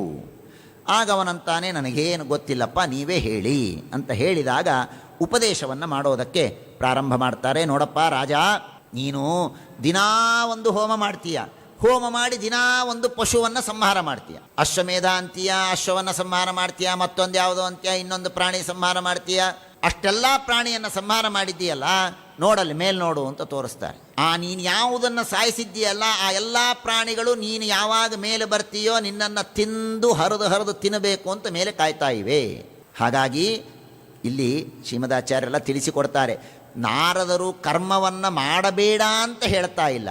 ಅತಿಯಾದ ಕರ್ಮ, ನಿಷ್ಕಾಮವಲ್ಲದ ಸಕಾಮವಾದ ಕರ್ಮ, ಶ್ರವಣ ಮನನಾದಿಗಳು ಇಲ್ಲದೇ ಇರುವಂತಹ ಕರ್ಮ ಇದು ಬಂಧಕ ಅನ್ನುವ ಅಭಿಪ್ರಾಯದಲ್ಲಿ ನಾರದರು ಬೈತಾ ಇದ್ದಾರೆ. ನಾರದರಂತಾರೆ, ನೋಡಪ್ಪ ನಿನಗೊಂದು ಕಥೆ ಹೇಳ್ತೇನೆ, ಒಳ್ಳೆಯ ಸುಂದರವಾದ ಒಂದು ಕಥೆ, ನಡೆದ ಒಂದು ಕಥೆ, ಆ ಕಥೆಯನ್ನು ಹೇಳ್ತೇನೆ ಕೇಳು ಅಂತ ಕಥೆಯನ್ನು ಹೇಳ್ತಾ ಇದ್ದಾರೆ. ಒಬ್ಬ ಪುರಂಜನ ಅಂತ ಒಬ್ಬ ಜೀವ. ಆ ಪುರಂಜನ ಅನ್ನುವ ಜೀವನಿಗೆ ಒಬ್ಬ ಗೆಳೆಯ ಇದ್ದ, ಅವಿಜ್ಞಾತ ಅಂತ ಗೆಳೆಯ. ಆ ಪುರಂಜನ ಮತ್ತು ಅವಿಜ್ಞಾತ ಅಂತ ಇಬ್ಬರೂ ಸೇರಿ ಮೇಲಿನಿಂದ ಭೂಮಿಗೆ ಬಂದರು. ಭೂಮಿಗೆ ಬಂದು ಎಲ್ಲಾದರೂ ಇರೋದಕ್ಕೊಂದು ಒಳ್ಳೆ ಜಾಗ ಇದ್ದರೆ ನೋಡೋಣ ಅಂತ ಭೂಮಿಗೆ ಬರ್ತಾರೆ. ಭೂಮಿಗೆ ಬಂದು ಬೇರೆ ಬೇರೆ ಊರೆಲ್ಲ ಸುತ್ತಾಡ್ತಾರೆ. ಎಲ್ಲ ಕಡೆಗೆ ಸುತ್ತಾಡಿದರು. ಸುತ್ತಾಡಿದ ಮೇಲೆ ಕೊನೆಗೆ ಹಿಮಾಲಯಕ್ಕೆ ಬರ್ತಾರೆ. ಹಿಮಾಲಯದ ದಕ್ಷಿಣದಲ್ಲಿ ಒಂದು ಒಳ್ಳೆ ಊರು ಕಾಣುತ್ತೆ, ಭಾರತ ಭೂಮಿ, ಭಾಳ ಸುಂದರವಾದ ಭೂಮಿ. ಸರಿ, ಭಾರತದಲ್ಲಿ ಇರೋಣ ಅಂತ ಹೇಳಿ ಈ ಭಾರತ ಭೂಮಿಗೆ ಬಂದು ಇಡುತ್ತಾರೆ. ಆ ಭಾರತ ಭೂಮಿಯಲ್ಲಿ ಮತ್ತೊಂದು ಚಿಕ್ಕ ಊರು, ಆ ಸುಂದರವಾದ ಪಟ್ಟಣಕ್ಕೆ ಬರ್ತಾರೆ. ಆ ಪಟ್ಟಣ ಹೇಗಿರುತ್ತೆ ಅಂದರೆ ಬಹಳ ಸುಂದರವಾದ ಪಟ್ಟಣ. ಅದಕ್ಕೆ 9 ಬಾಗಿಲುಗಳು ಇವೆ. 9 ಬಾಗಿಲುಗಳು ಇರುವಂತಹ ಊರು. ಆ ಊರಿನ ಒಳಗೆ ಬರ್ತಾರೆ. ಯಾರೂ ಇರೋದಿಲ್ಲ, ನೋಡ್ತಾರೆ, ಒಳಗೆ ಪ್ರವೇಶ ಮಾಡ್ತಾರೆ. ಒಳಗೆ ಪ್ರವೇಶ ಮಾಡಿದ ಕೂಡಲೇ ಹೋದ ಕೂಡಲೇ ಅಲ್ಲಿ ಒಬ್ಬ ಸುಂದರಳಾದಂತಹ ಸ್ತ್ರೀ, ಭಾರೀ ಸುಂದರ ಸ್ತ್ರೀ ಅಲ್ಲಿ ಎದುರಿಗೆ ನಿಂತಿರ್ತಾಳೆ. ಆ ಸ್ತ್ರೀಯ ಹಿಂದೆ ಅವಳ ಗೆಳೆಯಂದರು, ಒಂದು 10 ಜನ ಗೆಳೆಯಂದರು ಆ ಸ್ತ್ರೀಯ ಜೊತೆಗೇ ನಿಂತಿರ್ತಾರೆ. ಆ 10 ಜನ ಗೆಳೆಯಂದಿರಿಗೆ ಅವರ ಹಿಂದೆ ಮತ್ತೆ 100 ಜನ ದಾಸದಾಸಿಯರು. ಮಧ್ಯದಲ್ಲಿ ಸ್ತ್ರೀಯ ಪಕ್ಕ 10 ಜನ, ಆ 10 ಜನರ ಹಿಂದೆ ಮತ್ತೆ 100 ಜನ ಸೇವಕರು, ಹೀಗೆಲ್ಲ ಇರ್ತಾರೆ. ಆ ಸ್ತ್ರೀಯ ಹಿಂದೆ ಒಂದು 5 ಹೆಡೆಯ ಹಾವು, ಭಾರೀ ಉಗ್ರವಾದ 5 ಹೆಡೆಯ ಹಾವಿರುತ್ತೆ. ಆ ಹಾವಿನ ಹತ್ತಿರ ಹೋಗ್ತಾರೆ.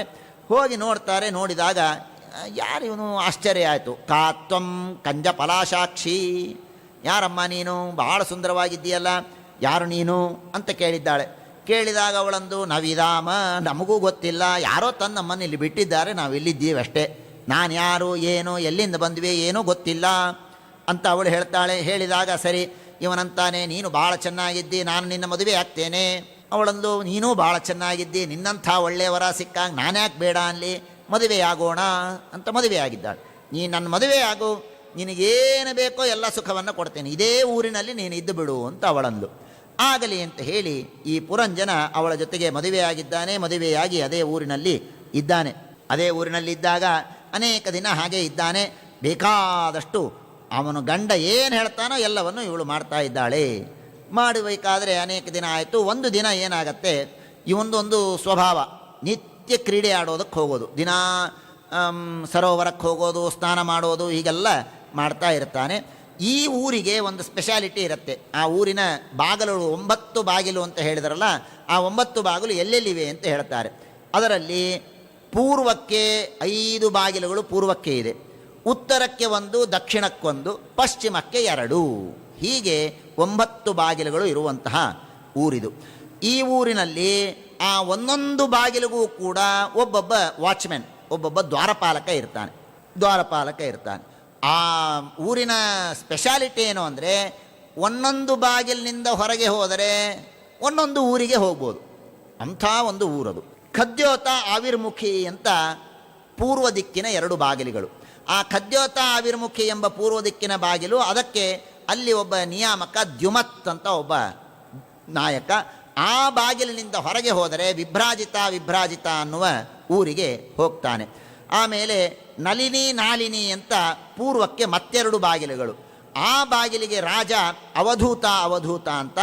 ಆ ಬಾಗಿಲಿನಿಂದ ಹೊರಗೆ ಹೋದರೆ ಅವನ ಜೊತೆಗೆ ಸೌರಭ ಅನ್ನುವ ದೇಶಕ್ಕೆ ಹೋಗಿ ವಾಪಸ್ ಬರ್ತಾನೆ. ಆಮೇಲೆ ಮುಖ್ಯ ಮತ್ತು ದಿಕ್ ಅಂತನ್ನುವ 2 ಬಾಗಿಲುಗಳು. ಆ ಊರಿನಿಂದ ಹೊರಗೆ ಹೋದರೆ ಆಪಣ ಮತ್ತು ಬಹುದನ ಅನ್ನುವ 2 ಊರುಗಳು. ಆ ಊರಿಗೆ ಹೋಗಿ ಬರ್ತಾನೆ. ಪಿತೃಭೂ ಅಂತ ದಕ್ಷಿಣಕ್ಕೆ 1 ಬಾಗಿಲು. ಆ ಪಿತೃಭೂ ಅನ್ನುವ ದಕ್ಷಿಣದ ಬಾಗಿಲಿಗೆ ಹೋದರೆ ದಕ್ಷಿಣ ಪಾಂಚಾಲ ಅನ್ನುವ ಊರಿಗೆ ಹೋಗ್ತಾನೆ. ದೇವಭೂ ಅಂತ ಉತ್ತರದ ಬಾಗಿಲು, ಆ ಬಾಗಿಲಿನಿಂದ ಹೊರಗೆ ಹೋದರೆ ಉತ್ತರ ಪಾಂಚಾಲ ಅನ್ನುವುದಕ್ಕೆ ಹೋಗ್ತಾನೆ. ಪಶ್ಚಿಮದಲ್ಲಿ ಆಸುರಿ ಅನ್ನುವ ಒಂದು ಬಾಗಿಲು, ಅಲ್ಲಿ ಗ್ರಾಮ್ಯಕ ಅನ್ನುವ ಊರಿಗೆ ಹೋಗ್ತಾನೆ. ಶ್ರೀಕೃಷ್ಣಾರ್ಪಣಮಸ್ತು.